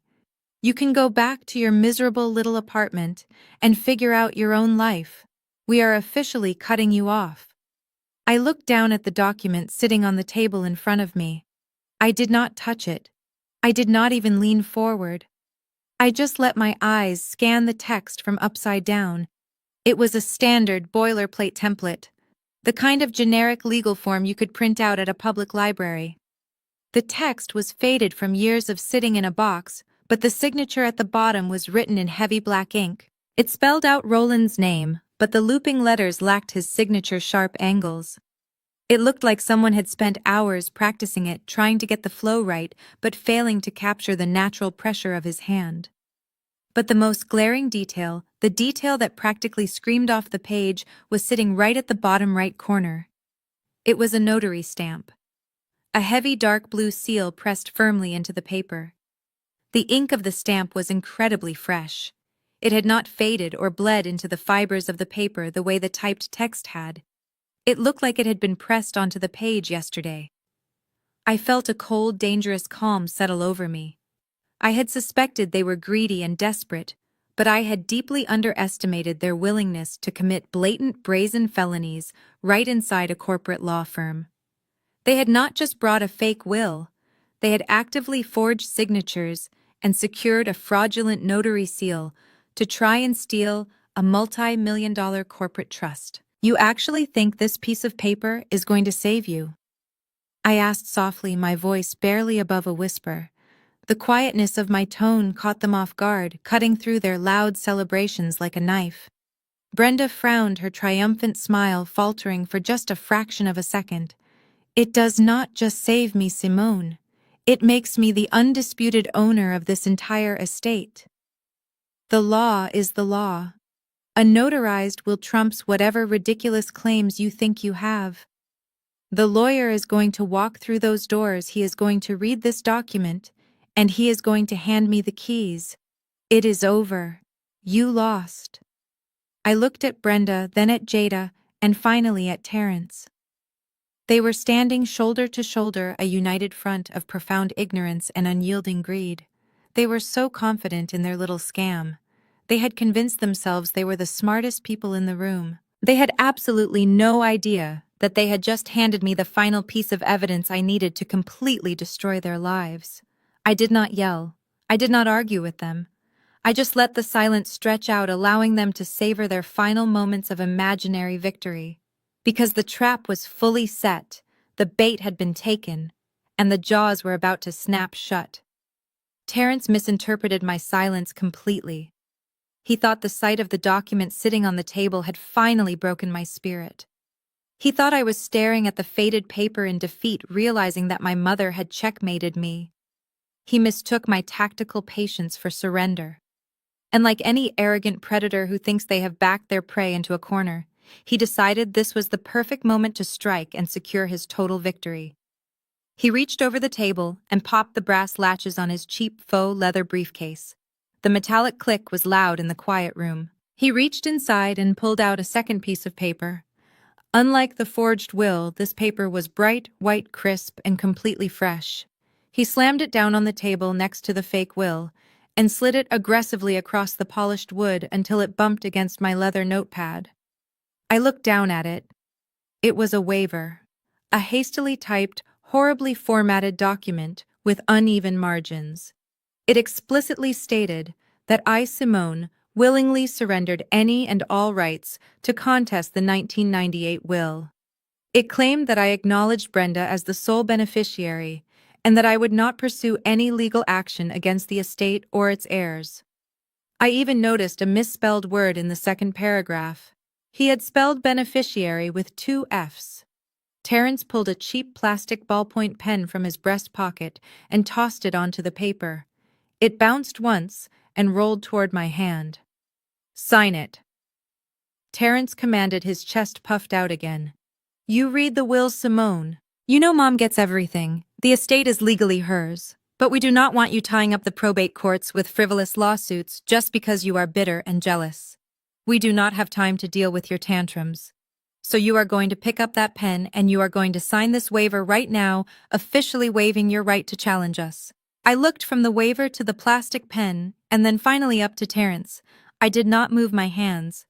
I just stared at him, letting the absolute absurdity of his demand hang in the freezing air.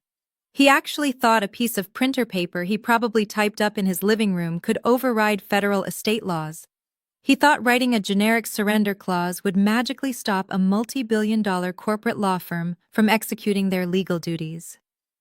When I did not immediately pick up the pen, Terrence decided to escalate the situation. He placed both of his heavy hands on the edge of the mahogany table and leaned his large frame forward, trying to cast a physical shadow over me. He lowered his voice, dropping it into a gravelly tone, trying to sound like a hardened mob boss instead of a failing used car salesman drowning in debt. I am not asking you, Simone. Terrence growled, his eyes narrowing. If you do not sign that paper right now, I am going to make a phone call. I have associates, people who handle problems for me. You live in that nice little luxury apartment downtown, right? If you do not put your name on that line, I will have my guys kick your door in before sunset. They will empty out your entire apartment. They will take your electronics, your jewelry, your designer clothes, and they will leave you sleeping on the bare hardwood floor. And if you try to call the cops, my guys will make sure you deeply regret it. The threat was so violently out of line that for a fraction of a second the room felt like it had been plunged underwater. He was threatening me with a home invasion. He was threatening me with physical violence and robbery inside a corporate legal facility. And the most pathetic part was that I knew exactly who his associates were. They were not his employees. They were the illegal bookies he owed money to. He was trying to weaponize the very people who were currently hunting him to intimidate me. I slowly shifted my gaze to Jada. My younger sister was standing right next to him. She did not look horrified. She did not tell her husband to stop threatening her sister. Instead, she just smiled a cruel, vicious little smirk and crossed her arms. Then I looked at Brenda, my mother. She was watching a grown man threaten her flesh and blood daughter with violence and theft, and she was nodding in approval. She smoothed down the lapels of her bright yellow blazer, looking incredibly proud of the monster she had allowed into her family. It was actually fascinating to watch. Terrence was actively trying to speedrun a federal prison sentence. He had already confessed to financial fraud. He had conspired to commit real estate fraud. And now he was adding extortion and conspiracy to commit burglary to his rapidly expanding criminal resume, all while standing directly underneath a high-definition security camera with a live microphone. I did not flinch. I did not gasp. I did not reach for my phone to call the police. I completely ignored his threat, as if he had just commented on the weather. I reached out my hand, but I did not pick up his cheap plastic pen. And I did not touch his ridiculous waiver. Instead, I reached past them and picked up the 1998 will. Hey, Terrence barked, snapping his fingers at me again. I told you to sign the waiver. Put the will down. I ignored him entirely. I leaned back in my heavy leather chair, holding the forged document up to the light of the massive crystal chandelier hanging above us. I examined it with the cold surgical scrutiny of a woman who spends 50 hours a week analyzing complex corporate contracts. I let my professional instincts take over completely, detaching from the emotional circus standing on the other side of the table. I felt the weight of the paper between my fingers. It was too thick to be standard printer paper from the late 90s. It was premium resume stock, the kind you buy in bulk at an office supply store today. I inspected the typed text. The ink was faded, yes, but it was uniform. Real typewriter ink from 1998 would have shown slight variations in pressure. This had been printed on a laser printer and deliberately faded, probably by leaving it out in the sun or wiping it with a damp cloth. But the real masterpiece was the signature and the stamp. I traced my eyes over the signature at the bottom. Roland. It was written in a heavy black gel pen. Uncle Roland was left-handed, and he always wrote with a distinctive sharp slant. This signature was perfectly straight fluid and completely lacked the heavy pressure points of a left-handed writer. Someone had traced it. They had probably found an old birthday card or a piece of mail and spent hours tracing his name against a bright window. And then there was the notary stamp. The fatal flaw. I looked at the dark blue seal pressed into the bottom right corner. I read the name inscribed inside the circular border. Devin Marshall. My private investigator had pulled Terrence's high school yearbook last night. Devin Marshall was Terrence's old football teammate who now ran a sketchy check-cashing business in a strip mall. The ink on the stamp was so fresh it practically shined under the chandelier light. "You know, Terrence," I said, keeping my eyes locked on the document, "if you are going to commit a massive federal crime, you should really pay attention to the details. This is incredibly sloppy work." Terrence slammed his fist on the table. "Shut up and sign the waiver, Simone." He yelled, losing his mob boss persona completely and reverting back to a panicked thug. "I am not playing games with you. I will make the call right now." I slowly lowered the document and placed it gently back onto the table, perfectly aligned with the edges of my notepad. I looked him dead in the eyes. "Make the call, Terrence." I challenged him, my voice dropping to a freezing whisper. "Call your associates. Send them to my apartment. But you should probably warn them that my building has a 24-hour armed concierge, biometric elevator locks, and a private security detail in the lobby. Your guys will not even make it past the revolving doors. But please send them. It will just add another charge to your indictment." Brenda stepped forward, snatching her cheap knockoff bag off the chair. She was furious that her grand reveal had not reduced me to a crying mess. "You are delusional, Simone," she shrieked, her face turning an ugly shade of red. "You are sitting there making up lies because you know you are beaten. That will is real. The signature is real. The notary is real. You are just a bitter little girl who cannot handle the fact that Roland loved me more than he ever loved you." I looked at my mother, feeling absolutely nothing for her. The last remaining thread of familial obligation severed cleanly in my chest. "You think this is real, Brenda?" I asked, tapping my silver fountain pen against the forged document. "You think a judge is going to look at a fresh notary stamp on a 20-year-old piece of paper and just hand you the keys to a multi-million-dollar empire? You think the estate attorney is going to walk in here, look at your misspelled waiver, and just write you a check?" Just then, the heavy brass handle of the boardroom door began to turn. The sound echoed loudly, cutting through the tension like a gunshot. All three of them jumped, turning their heads toward the entrance.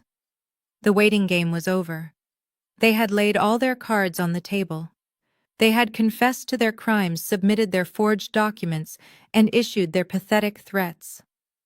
They had done all the heavy lifting for me. I sat up straight, adjusting the lapels of my blazer, and folded my hands neatly on top of the mahogany table. The real meeting was finally about to begin. I kept my eyes locked on the bottom right corner of the document, studying the fresh blue ink of the notary stamp. I traced my gaze just a few inches to the left, where a date had been scribbled in messy handwriting right below Devin Marshall's signature. I read the date twice, just to make sure my eyes were not playing tricks on me in the bright light of the chandelier. October 14th. I stared at those two words, feeling a strange mixture of absolute disgust and dark amusement. October 14th was exactly 3 days ago. 3 days ago, Uncle Roland was lying in a private room in the intensive care unit at Emory University Hospital. He was in a medically induced coma. He was attached to a ventilator, a heart monitor, and multiple intravenous lines. His kidneys had already failed, and the doctors had explicitly told me he had zero brain activity. He had not opened his eyes or moved a single muscle in over a week. Yet somehow, according to the narrative Brenda and Terrence were trying to sell me, Uncle Roland had miraculously woken from his coma, sat up in his hospital bed, grabbed a heavy black gel pen, and signed a legally binding amendment to his will. And he apparently did all of this in the presence of a strip mall check-cashing notary who just happened to play high school football with my brother-in-law. The sheer audacity of the lie was breathtaking. They had not just forged a document. They had forged a document with a date that could be disproven by a single glance at a hospital medical chart. I slowly lowered the paper back to the table. I looked up and met my mother's gaze. Her eyes were hard and defiant, daring me to challenge her. I decided to give her one final opportunity to save herself. Not because I loved her or felt any lingering sense of loyalty. I did it because I wanted the security camera hidden in the ceiling to record me offering her an exit. I wanted the prosecutors to hear me giving her a chance to walk away before she completely destroyed her own life. "Are you absolutely certain you want to do this, Brenda?" I asked, my voice steady and devoid of any emotion. I tapped my silver pen against the edge of the mahogany table. "Are you entirely sure you want to hand this specific piece of paper to the estate attorney when he walks through those doors?" Brenda narrowed her eyes, her jaw tightening. She reached across the table and snatched the document right out from under my hand, clutching it tightly to her chest like a shield. "Do not try to play your little psychological games with me, Simone." She spat her cheap floral perfume washing over the table again. "Submitting this is exactly what I am going to do. It is my money. I know my rights. This piece of paper proves that Roland wanted me to have the estate. Submitting this makes it a binding legal declaration, Brenda." I warned her, speaking slowly so every word would register on the audio recording. "If you put that piece of paper back in your cheap bag right now and walk out of this building to go back to your miserable life, I will not say a word. I will let you walk away. But if you hand that document to an officer of the court, there is no going back. You cannot claim it was a mistake. You cannot claim you were confused. The moment it leaves your hand and enters the legal record, you are committing a massive federal crime." Jada scoffed, rolling her eyes dramatically. "Oh, please, Simone.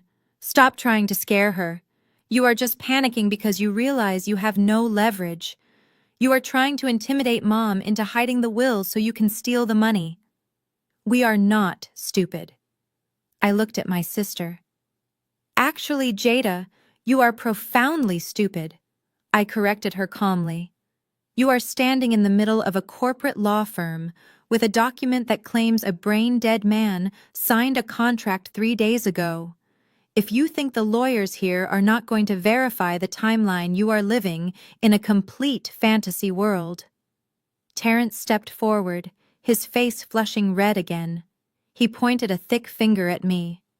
"Do not listen to her, Brenda," he urged, his voice thick with desperation. "She is bluffing. She is just trying to protect her own interests. Give the paper to the lawyer as soon as he walks in. We are taking control of this estate today." Brenda nodded, her chin lifting in a display of supreme arrogance. "I am not backing down," she declared. "I am the matriarch of this family, and I am claiming what belongs to me. You can sit there and throw around empty threats all you want, Simone, but I know the law protects the bloodline."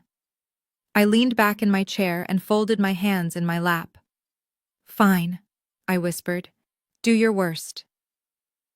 Right on cue, the heavy brass handles of the boardroom doors turned.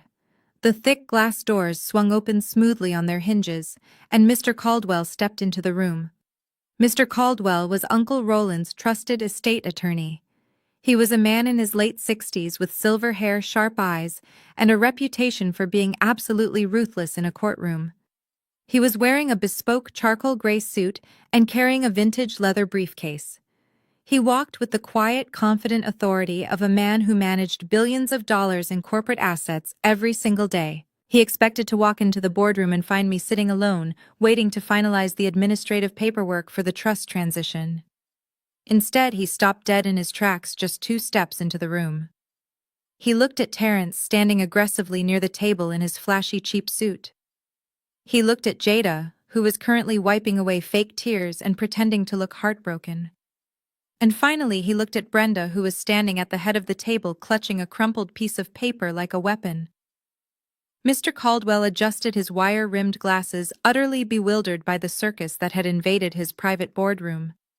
"Excuse me," Mr. Caldwell said, his deep, authoritative voice echoing off the glass walls. The boardroom was reserved for a private executive meeting. I believe you must be in the wrong office. Before I could even introduce him, Brenda launched her attack. She did not hesitate. She did not introduce herself politely. She marched right past the empty leather chairs and intercepted Mr. Caldwell before he could even set his briefcase down on the table. "We are exactly where we are supposed to be," Brenda announced loudly, her voice dripping with entitlement. "You must be Roland's lawyer." "I am Brenda. I am Roland's older sister, his closest living blood relative, and the new head of this family." Mr. Caldwell blinked, looking down at the woman standing in his personal space. "I am sorry," he said, his tone polite but incredibly frosty. "The receptionist did not inform me that Ms. Simone would be bringing guests to our strategy meeting." "We are not guests," Jada chimed in, stepping up to stand beside our mother. "We are the rightful heirs. Simone is just here because she is lonely and has nothing better to do. We are the ones you need to be talking to." Mr. Caldwell looked past them, making eye contact with me. I did not say a word. I just gave him a very small, almost imperceptible nod. He had been Uncle Roland's lawyer for 20 years. He knew exactly who Brenda was. He knew all about the sister who abandoned her child for a cruise. He knew about the decades of silence. He understood immediately what was happening. Brenda did not wait for him to respond. She shoved the forged 1998 will directly into Mr. Caldwell's chest, pressing the paper against his expensive suit jacket. "I am not here to chat," Brenda declared, tapping the paper aggressively. "I am here to execute my brother's final wishes. That is his true last will and testament. It is signed, it is notarized, and it legally names me as the sole beneficiary of his entire estate. Every single bank account, every piece of real estate, and every physical asset reverts to my name immediately."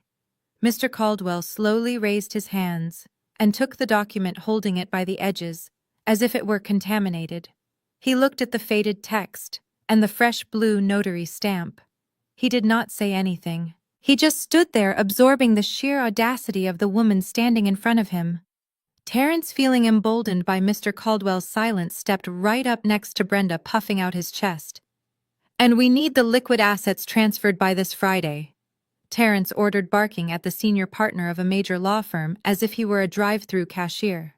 "I have already contacted a commercial broker to liquidate the Alpharetta Office Park and the Midtown Shopping Center. We need you to draw up the deed transfers immediately so my broker can list the properties on the open market tomorrow morning. We have temporary cash flow issues that need to be resolved today, so I also need the keys to Roland's vintage Porsche and the code to the safe where he keeps his platinum Rolex." Mr. Caldwell looked from the forged document in his hands to Terrence's sweating face. He slowly lowered the paper.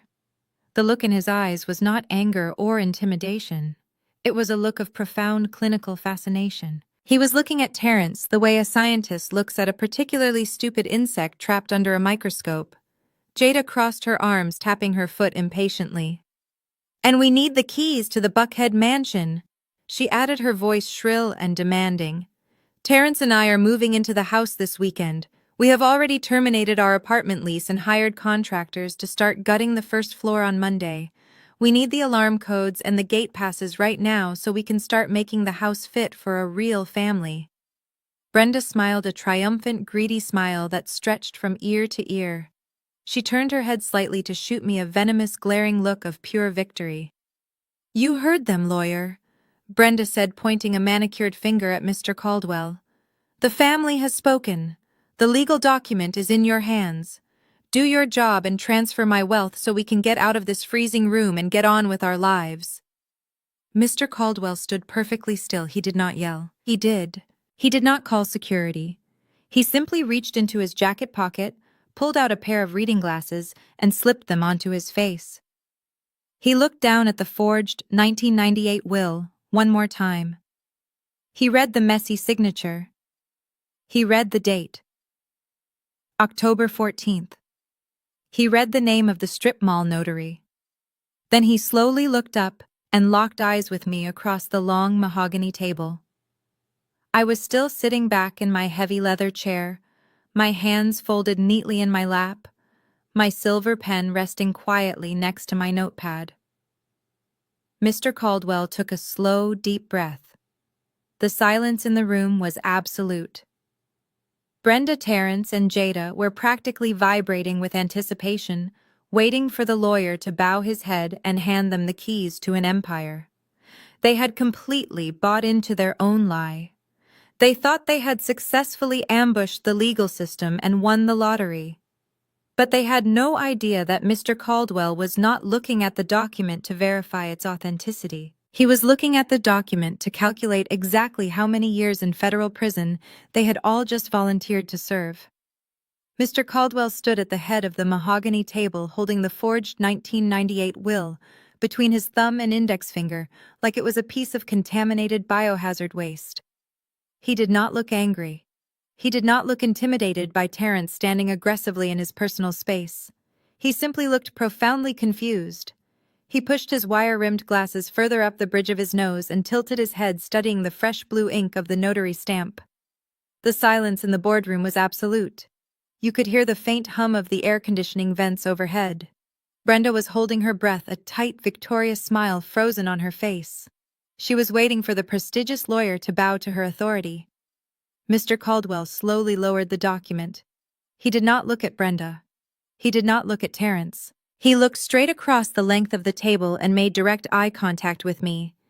Ms. Simone. Mr. Caldwell said, his deep voice perfectly level, completely devoid of any panic. Did these individuals actually just walk into my office and hand me a forged testamentary document in a recorded legal facility? The question hung in the air, heavy and lethal.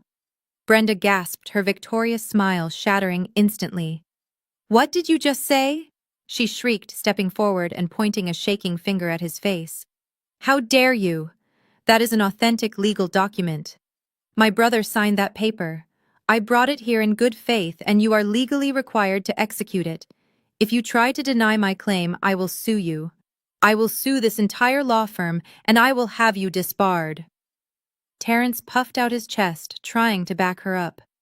"You better watch your mouth, old man."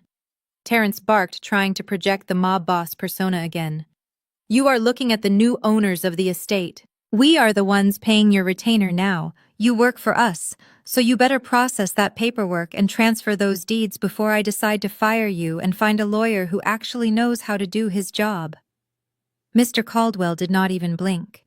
He reached into his breast pocket and pulled out a silk handkerchief, casually wiping his hands as if touching their document had physically soiled them. "I do not work for you, sir." Mr. Caldwell replied, his tone dropping the temperature in the room by 10 degrees. "And I assure you I know exactly how to do my job, which is why I can tell you with absolute legal certainty that it is entirely impossible for this document to be valid. Even if we ignore the fact that the notary stamp is fresh ink and the date of the amendment claims Roland was conducting business while in a medically induced coma, this document is fundamentally useless." Jada stepped forward, her voice trembling. "What do you mean it is useless?" she demanded, gripping Terrence's arm tightly. "It is a will. It says Mom gets everything. You have to follow the will." Mr. Caldwell placed the forged document face down on the table. "Ma'am," he said, looking directly at Brenda with a gaze so cold it could freeze water. "You cannot inherit an estate that does not exist. Roland did not just write a new will to cut you out. He dissolved his entire personal estate 5 years ago." The words hit the room like a physical shockwave. Brenda physically stumbled, taking a step back as if she had been struck. Terrence dropped his arm, his mouth falling open. "Dissolved." Brenda whispered the word, barely making it past her lips. "What do you mean dissolved? He was a multimillionaire. He owned buildings. He owned a mansion. He had millions in the bank. You cannot just dissolve that. You are lying. You and Simone are conspiring to steal my money." "He did not burn the money, Brenda." I spoke up, my voice cutting through her rising hysteria. "I remained seated, watching the absolute destruction of their grand master plan. He just moved it to a place where parasites like you could never reach it." Mr. Caldwell clasped his hands behind his back. stepping perfectly into his role as the executioner of their delusions. 5 years ago, Roland recognized that upon his passing, certain estranged family members might attempt to surface and lay claim to his life's work. To prevent his assets from being tied up in a messy public probate court, he retained my firm to execute a comprehensive asset protection strategy. We liquidated his personal holdings and transferred every single deed, every bank account, the vintage vehicles, and the Buckhead mansion into a massive, irrevocable corporate trust. Terrence was shaking his head frantically, completely unable to process the legal reality. A trust, he stammered. So what? A trust still has beneficiaries. Brenda is his sister. She is the blood relative. The trust defaults to her. An irrevocable corporate trust does not default to anyone, sir. Mr. Caldwell explained patiently, dismantling Terrence's last shred of hope. It is a completely independent legal entity. It bypasses the probate system entirely. A judge does not rule on it. A will cannot contest it. The trust operates exactly like a private corporation, and a corporation does not care about your family tree. It only cares about its board of directors and its legally appointed trustee. Total silence hit the room again. It was a different kind of silence this time. It was not the silence of anticipation. It was the suffocating, crushing silence of absolute defeat. The realization was slowly dawning on them that there was no inheritance. There was no probate judge they could cry to. There was no legal loophole they could exploit. The millions of dollars they had been planning to spend, the real estate empire they had been planning to liquidate, the mansion they had been planning to renovate it, was all locked behind an impenetrable legal wall. And then the final piece of the puzzle clicked into place for Terrence. If the properties belonged to a corporate trust. Terrence breathed out, his eyes wide with sheer, unadulterated terror. Then who authorizes the sales? Who controls the deeds? I placed my hands flat on the mahogany table and slowly pushed myself up from the heavy leather chair. I stood at my full height, smoothing down the front of my tailored blazer. I did not look at Mr. Caldwell. I kept my eyes locked directly on the three people who had walked into this room, thinking they could step on my neck to reach the top. I buttoned the center button of my blazer, my movements slow, deliberate, and completely in control.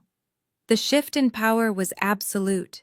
I was no longer the quiet observer sitting at the table. I was the absolute authority in the room. Uncle Roland did not leave me anything in a will, Brenda. I said, my voice ringing with a cold, hard clarity that echoed off the glass walls. I do not get a percentage of the estate.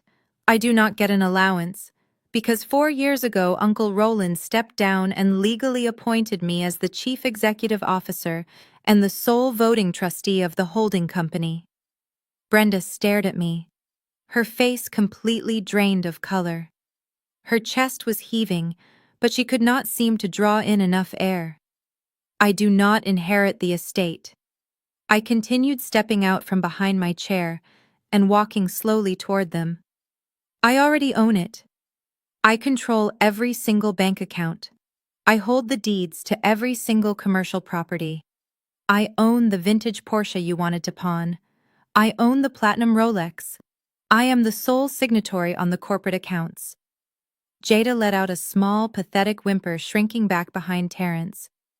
And most importantly, I said, stopping just a few feet away from them, I am your landlord. Terrence looked like his knees were about to buckle.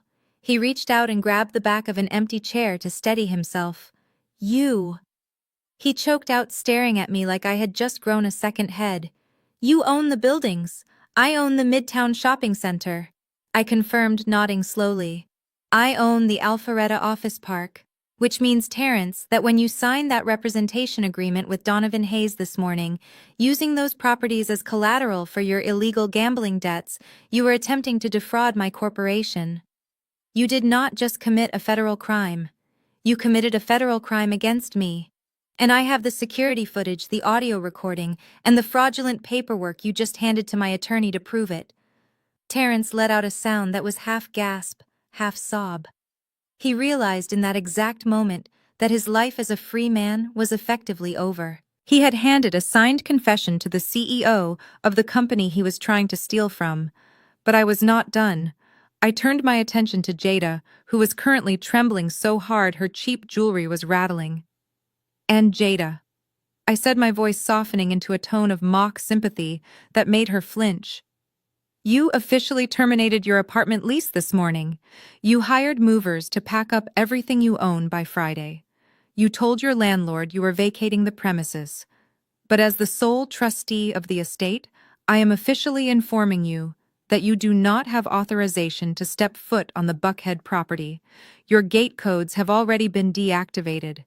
If you or your movers pull up to that driveway, my private security team will have you arrested for criminal trespassing." Jada burst into tears. Real ugly, sobbing tears. "But Simone, we have nowhere to go," she wailed, clutching her face. "We gave up our apartment. We cannot afford to sign a new lease. We are going to be homeless. You cannot do this to us. We are your family." I looked at her, completely unmoved by her tears. Family takes care of their own, Jada. Is that not what you said to me 20 minutes ago when you offered me the scraps of Uncle Roland's closet? I am just offering you a little bit of grace. I am sure you can find a nice cardboard box to decorate, or maybe you can move in with Mom. I finally turned to Brenda, the great matriarch, the woman who had marched into this room demanding my chair, demanding my respect, and demanding an empire. She looked completely broken. The fake yellow blazer seemed to hang loosely on her shoulders. The cheap knockoff bag was resting limply on the floor where she had dropped it. All the arrogance, all the entitlement, all the loud, aggressive posturing had been completely crushed under the weight of reality. "Brenda," I said, speaking her name like a curse word, "you came in here talking about blood. You talked about your rights and your sacrifices. But the truth is you sacrificed nothing. You are a parasite who thought you could find a new host.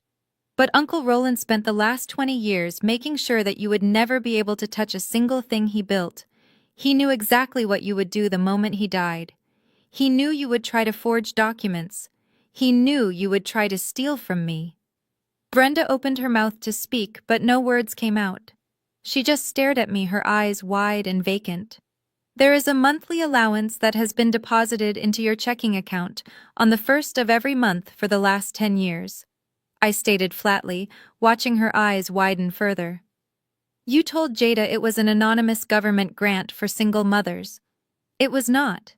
It was a charitable disbursement from Uncle Roland's corporate trust. He felt pity for you. He paid your rent so you would not end up on the street." Brenda shook her head slowly, denying the truth even as it was staring her in the face. "No," she whispered. "Yes," I confirmed. And as my first official act as the sole voting trustee this morning at 8 a.m., I legally terminated that charitable disbursement. The money is gone, Brenda. You are completely cut off. You have absolutely nothing. You do not get the millions. You do not get the house. You do not even get your monthly rent check anymore." I leaned in close enough that she could feel the absolute freezing contempt radiating from me. "I told you that the only thing you were going to get out of this room today was an escort out of the building." I turned to Mr. Caldwell, who was watching the execution with quiet, professional approval. "Mr. Caldwell," I said, my voice echoing in the silent room, "please contact the front desk. Tell them to send up the armed security detail, and while you have them on the line, please ask them to place a call to the Atlanta Police Department Fraud Division. Tell them we have 3 individuals currently detained in the executive boardroom who have just submitted a forged legal document and confessed to conspiracy to commit real estate fraud." Terrence let out a terrified yell and bolted for the glass doors. He shoved the heavy brass handles, completely abandoning his wife and his mother-in-law in a desperate bid to escape the federal charges closing in on him. But Mr. Caldwell had already pressed the silent panic button under the mahogany table the moment Brenda shoved the forged will into his chest. As Terrence yanked the doors open, 2 massive security guards in dark suits were already standing in the hallway, blocking his exit completely. They stepped forward, placing their heavy hands on Terrence's chest and shoving him forcefully back into the boardroom. "Sit down, sir," one of the guards commanded, his voice booming with authority. "The police are already on their way up the elevator." Terrence collapsed backward into the heavy leather chair, his chest heaving as the two security guards took up positions blocking the glass doors. There was nowhere left to run. The grand escape had failed before it even began. He stared blankly at the polished mahogany table, his mouth opening and closing like a fish out of water. He had gone from envisioning himself as a wealthy real estate tycoon to a trapped criminal in a matter of minutes. I did not even look at him. I reached into my leather tote bag and pulled out my silver tablet. With a few quick taps on the glass, I wirelessly connected it to the massive high-definition monitor mounted on the far wall of the boardroom. The large screen flared to life, instantly casting a bright white glow over the terrified pale faces of my family. I wanted them to see it. I did not want them to just hear my words and try to convince themselves I was bluffing. I wanted the absolute reality of their financial destruction to burn itself into their retinas before the police arrived to put them in handcuffs. I pulled up the master financial ledger for Uncle Roland's holding company. It was a complex spreadsheet filled with hundreds of properties, bank accounts, and corporate assets. "Look at the screen, Jada," I commanded, pointing my silver pen at the monitor. My sister slowly lifted her head, her eyes red and puffy from crying. She squinted at the bright screen. I zoomed in on a specific property deed, read the address. "Jada," I said, my voice echoing in the quiet room. "Read the name of the legal owner of your building." Jada let out a sharp gasp, pressing her hands to her mouth. It was the deed to her luxury condominium complex. The towering glass building downtown where she and Terrence had lived for the past 3 years, pretending to be high society elites. Listed clearly right under the property address was the name of Uncle Roland's corporate trust. "You do not just rent an apartment," I explained slowly, letting the sheer weight of the truth crush her remaining delusions. "You have been paying your rent directly into my corporate accounts for 3 years. You have been living under my roof this entire time. And since you so graciously signed a voluntary lease termination agreement this morning, effectively breaking your contract, you have legally evicted yourselves from my property. You handed the keys back to the holding company. You made yourselves homeless to move into a mansion you will never own." Jada turned slowly to look at Terrence. The fake grief and the arrogant entitlement were completely gone, replaced by a look of pure, unadulterated hatred. "You idiot!" Jada screamed, lunging forward and hitting Terrence hard on the shoulder. "You told me this was a good idea. You told me we were securing our future. You made me sign those papers." Terrence did not even try to defend himself. He just sat there, staring at the floor, completely broken. But I was not finished. I swiped the screen of my tablet, bringing up a different section of the financial ledger. This page showed a decade-long transaction history, a long column of green numbers indicating recurring monthly payments. "Now it is your turn, Brenda," I said, turning my attention to my mother. She was still standing near the head of the table, clutching her cheap knockoff bag like a life preserver. She refused to look at the screen, so I read the numbers out loud for her. $5,000, I announced. $5,000 deposited directly into your personal checking account on the first day of every single month for the last 10 years. You told Jada and your friends that it was a special government grant for displaced single mothers. You built an entire persona around being an independent survivor who beat the system. You bragged about your financial savvy. Brenda closed her eyes tightly, shaking her head. "Stop it, Simone," she whispered, her voice cracking. "Do not do this." "I am going to do exactly this, Brenda," I fired back, stepping closer to the screen. "Because you need to understand exactly who you have been biting all these years. That money did not come from the government. It came from an anonymous philanthropic fund managed by Uncle Roland's trust. He knew you were drowning in credit card debt. He knew you were one step away from living in your car. So he paid your rent and bought your groceries from the shadows. The man you just called a selfish old fool was the only reason you have a roof over your head. I tapped the screen one final time, pulling up a scanned banking order with a bright red digital stamp across the top. "Look at the timestamp on this document, Brenda," I demanded. "Open your eyes and look at it." She slowly opened her eyes and looked at the screen. The timestamp read, 8:00 a.m. Today's date. "That is the exact moment I legally terminated the philanthropic fund," I told her, my voice dropping to a freezing whisper. "The bank has already frozen the outgoing transfers. You will not receive a single dime on the 1st of next month, or the month after that, or ever again. The charity is officially over. You are entirely cut off." Brenda let out a low, agonizing wail. It was the sound of a woman realizing that her entire life was built on a foundation of lies that had just crumbled to dust. She dropped her bag and sank into one of the heavy leather chairs, burying her face in her hands. The boardroom was filled with the sounds of their collective ruin. Jada sobbing, Terrence hyperventilating, and Brenda wailing. It was a symphony of consequences they had spent their entire lives trying to avoid. But the grand finale had not even started yet. I walked back to the mahogany table and picked up the forged 1998 will, the piece of paper they thought was going to be their golden ticket. I held it up so Terrence could see it.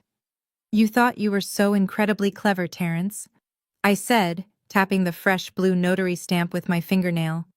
"You thought you could just call up your old high school football buddy Devin Marshall and have him stamp a fake document to solve all your massive financial problems. Did you honestly believe a multi-billion-dollar law firm would not verify the notary public on a 20-year-old will?" Terrence flinched violently at the sound of Devin's name. He looked up at me, his eyes wide with sheer panic. "How do you know about Devin?" He choked out, his throat completely dry. "Because I do not just sit around typing spreadsheets, Terrence," I replied smoothly, leaning over the table. "I am the chief executive officer of a massive corporate empire. When Uncle Roland went into the hospital, I hired a private investigator to monitor the entire estate and everyone connected to it, because I knew exactly what kind of vultures would start circling the moment he took his last breath. My investigator watched you walk into Devin's check-cashing business in that rundown strip mall yesterday afternoon. He watched you hand Devin a thick brown envelope full of cash." Terrence gripped the armrests of his chair, his knuckles turning completely white. "And more importantly," I continued, my voice slicing through his panic like a scalpel, "my investigator walked into that exact same shop an hour after you left. He had a very polite conversation with Devin." I swiped my tablet again, bringing up a scanned legal affidavit. It was signed and dated by Devin Marshall. He informed Devin that notarizing a forged will to defraud a corporate trust of over $15 million carries a mandatory minimum sentence in federal prison. I explained, letting the words sink in. "Devin is a coward, Terrence. Just like you." He folded in less than 5 minutes. He signed a sworn affidavit confessing to the forgery. He handed over the security footage from his own shop showing you handing him the cash. "Devin already confessed, Terrence. He gave you up to save himself." Terrence let out a guttural scream of absolute despair. He grabbed his own hair, pulling at the roots. He had been betrayed by his own accomplice before the scam had even begun. The entire operation was compromised from the very start. "And because you just submitted this forged legal document to an officer of the court," I said, gesturing toward Mr. Caldwell, who was watching the meltdown with quiet professional satisfaction. "You just committed a major federal offense right here in this room. You crossed the line from planning a crime to executing a crime." Jada turned on Terrence again, her hands balled into fists. "You are going to prison," she screamed, her voice shrill and completely unhinged. "You are going to prison, and you are going to drag us down with you. I am filing for divorce. I am not going down for your stupid gambling debts. I am leaving you." She tried to storm past him toward the doors, but the 2 security guards immediately stepped forward, raising their hands. "Nobody is leaving this room," the taller guard stated firmly, pushing Jada back toward the table. You are all detained until law enforcement arrives. Jada spun around and looked at our mother. Mom, do something. She pleaded, tears streaming down her face, ruining her expensive makeup. Tell them I did not know. Tell them it was all Terrence. You have to protect me. But Brenda just sat there staring blankly at the polished wood of the table. The great matriarch was completely paralyzed. The woman who claimed she was royalty, who claimed blood was the ultimate pass, had absolutely nothing left to say. She had gambled her entire future on a piece of forged paper and a false sense of superiority, and she had lost everything. I stood at the head of the table watching them tear each other apart. There was no joy in it. There was no dramatic sense of triumph. I just felt an overwhelming sense of closure. The terrified 11-year-old girl who had waited on that hot concrete porch for a mother who never returned was finally at peace. The debt was settled. The ghosts were banished. I reached down and picked up my sparkling water, taking one final slow sip. The ice had completely melted, but the water tasted incredibly sweet. The sound of heavy boots echoed from the hallway outside the glass doors. The elevator chimes dinged, signaling the arrival of the authorities.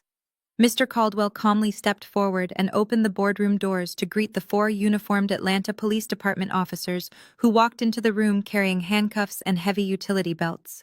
The officers took one look at the crying, screaming mess of my family, and then looked at Mr. Caldwell for direction. Mr. Caldwell simply pointed a manicured finger at Terrence, Brenda, and Jada. Those 3 individuals, officers. Mr. Caldwell said, his voice perfectly calm and professional, have just attempted to defraud a corporate trust. We have the forged documents, the security footage, and the audio confession ready for your evidence technicians. The officers moved in without hesitation. The sound of metal handcuffs clicking into place was the most beautiful sound I had heard all week. The moment the cold steel of the handcuffs clicked around Terrence's wrists, his brain finally snapped. He realized his life as a free man was officially over. In a last desperate act of sheer mindless panic, he violently jerked his arms forward, breaking the officer's grip for just a fraction of a second. He did not run for the glass doors. Instead, he lunged directly across the wide mahogany table, his heavy chest crashing onto the polished wood. He was reaching frantically with sweating fingers for the forged 1998 will. He actually believed, with the flawed logic of a cornered criminal, that if he could just grab that single piece of paper and tear it into tiny shreds, the federal charges would magically disappear. He thought he could destroy the physical evidence and simply walk away from the nightmare he had created. But Mr. Caldwell was not just a lawyer sitting in an ivory tower. He was a seasoned veteran of the legal system and corporate warfare who anticipated every possible move a desperate person might make. Before Terrence's fingers could even brush the edge of the paper, Mr. Caldwell calmly pulled the document back. With a smooth, practiced motion, he slid the forged will into a thick, tamper-proof plastic evidence folder he had already pulled from his vintage briefcase. He sealed the red adhesive strip across the top, locking the forgery safely inside, and handed the folder directly to the lead detective. Terrence slammed his fists against the table, screaming in frustrated agony as the 2 massive security guards and the police officers immediately tackled him. They pulled his arms roughly behind his back, shoving his face against the cold wood, and secured the handcuffs tightly. The sharp click of the metal echoed loudly in the room, sealing his fate. Seeing her husband pinned to the table like a common criminal, Jada completely abandoned ship. There was no loyalty in my family. There was only raw, selfish preservation. She did not cry out for him. She did not ask the officers to be gentle or try to comfort the man she had married. Instead, she turned on him with the viciousness of a trapped animal. "You ruined my life!" Jada screamed, her voice pitching into a shrill, hysterical shriek that bounced off the glass walls. "You stupid, pathetic loser! You told me this was going to work. You told me we were going to be rich and live in a mansion. I am not going to federal prison for your disgusting gambling debts. I am filing for divorce today. I am never speaking to you again." Terrence twisted his head, struggling against the officer's heavy grip, and glared up at his wife with pure, unfiltered hatred. The veins in his neck were bulging, and his expensive tailored shirt tore slightly at the shoulder seam. "Do not act like you are an innocent victim, Jada." Terrence yelled back, his face dark red and slick with sweat. You were the one who told me to take the papers to the bookie. You told me to use the estate as collateral so we could keep our luxury apartment. She is an accessory officer. He shouted, looking wildly at the police. She planned the whole thing with me. She told me to do it. The officers did not care about their domestic disputes or their screaming matches. Another officer stepped forward and pulled out a second pair of handcuffs, aiming them right at Jada. She shrieked, trying to back away, but there was nowhere left to go in the boardroom. The metal clicked securely around her wrists, and her fake designer bag dropped to the floor, spilling expensive makeup, maxed-out credit cards, and car keys all over the hardwood. Brenda watched her golden child get placed in handcuffs, and her entire reality finally broke. The great matriarch, the woman who had marched into this room demanding my chair, demanding my respect, and demanding an empire, realized that her foundation of lies had completely burned to the ground. She did not try to run. She did not try to yell at the officers or assert her dominance. She turned to the only person in the room who had the power to stop the nightmare. She turned to me. Brenda dropped heavily to her knees, right there on the expensive boardroom floor. She crawled forward, ignoring the police officers, and reached out, grabbing the hem of my tailored blazer with both hands. Real tears were streaming down her face, now ruining her heavy makeup and leaving dark, streaky stains down her cheeks. "Simone, please." Brenda sobbed, her voice cracking with absolute desperation, looking up at me with wide, terrified eyes. "Please do not do this to us. Tell them to stop. Tell them it was all a huge misunderstanding. I carried you for 9 months, Simone. I gave birth to you. You cannot send your own mother and your little sister to jail. We are family. You have to show mercy. We are your blood." I looked down at the woman kneeling at my feet. I looked at her cheap yellow blazer, her shaking hands, and her terrified, pleading eyes. I searched my heart for even a single ounce of sympathy. I searched for a remnant of the little girl who had cried on that hot concrete porch, hoping her mother would come back from the gas station. But there was absolutely nothing there. The space where my love for her used to reside was completely empty, replaced by a solid, impenetrable foundation of self-respect and boundaries that she could never break through again. I reached down and firmly peeled her shaking fingers off my blazer, stepping back so she was left kneeling alone on the empty floor. Family is the man who stayed up helping me with my math homework when I was 11 years old. I said, my voice perfectly steady, cold, and loud enough for everyone in the room to hear. Family is the man who wiped my tears when I finally realized you were never coming back from your luxury cruise. You are not my family, Brenda. You are just the woman who left me on a porch.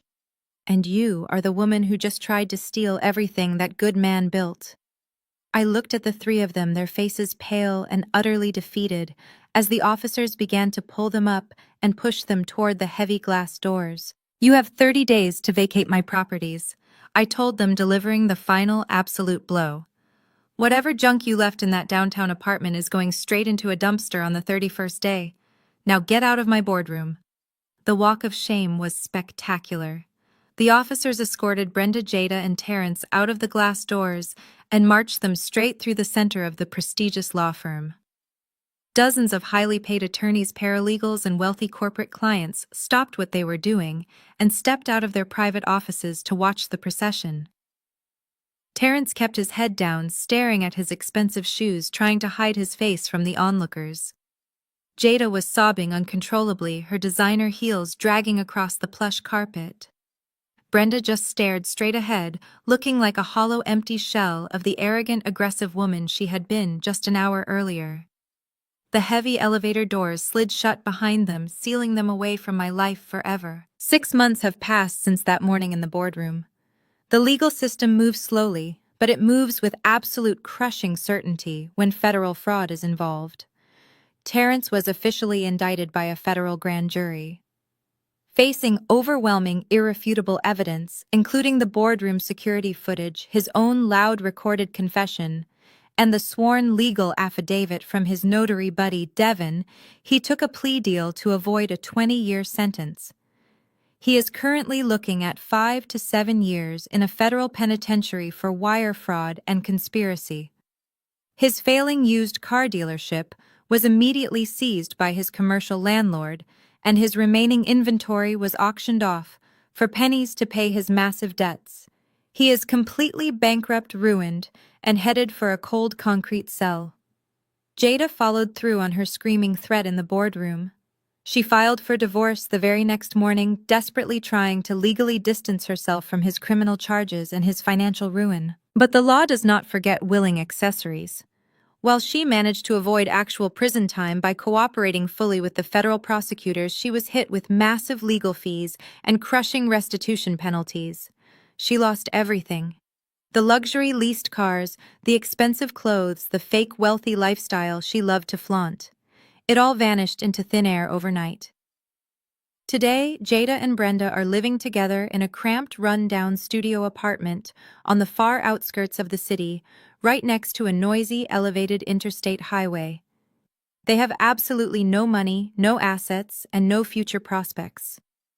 Since I legally terminated Brenda's monthly allowance from the trust, she was forced to get a grueling minimum wage job working the overnight shift at a 24-hour diner just to pay their cheap rent. Her feet swell from standing all night, and she deals with rude customers for tips. Jada works at a discount retail store, spending her days folding cheap clearance clothes instead of shopping for designer labels. They are completely miserable, trapped in a tiny, poorly insulated box, with their own toxic bitterness, constantly screaming and blaming each other for the total destruction of their lives. I have not spoken a single word to either of them since the police escorted them out of the building. As for me, I am absolutely thriving. Taking over Uncle Roland's massive corporate trust was a heavy responsibility, but I was more than ready for it. Over the last 6 months, I have aggressively expanded the real estate empire, acquiring 3 new high-value commercial properties and increasing the holding company's overall portfolio value by 20%. But more importantly, I am honoring Roland's true legacy.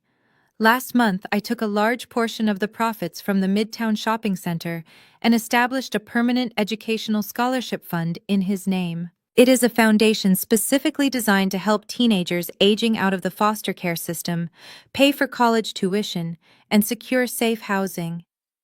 I am using his wealth to actually help children who were abandoned, just like he helped me all those years ago. I sit in my spacious corner office, looking out over the beautiful, bright Atlanta skyline. I am not lonely. I am surrounded by incredible mentors, loyal friends, and brilliant colleagues who respect my mind and value my presence. I built my own table from the ground up, and I get to choose exactly who sits at it. Have you ever had to legally protect yourself from your own toxic bloodline? Have you ever had to stand up to family members who thought they could manipulate, extort, and steal from you just because you share the same DNA? Let me know how you handled your situation in the comments below. Do not forget to hit the like button and subscribe to the channel if you believe in cutting off toxic people and fiercely protecting your peace.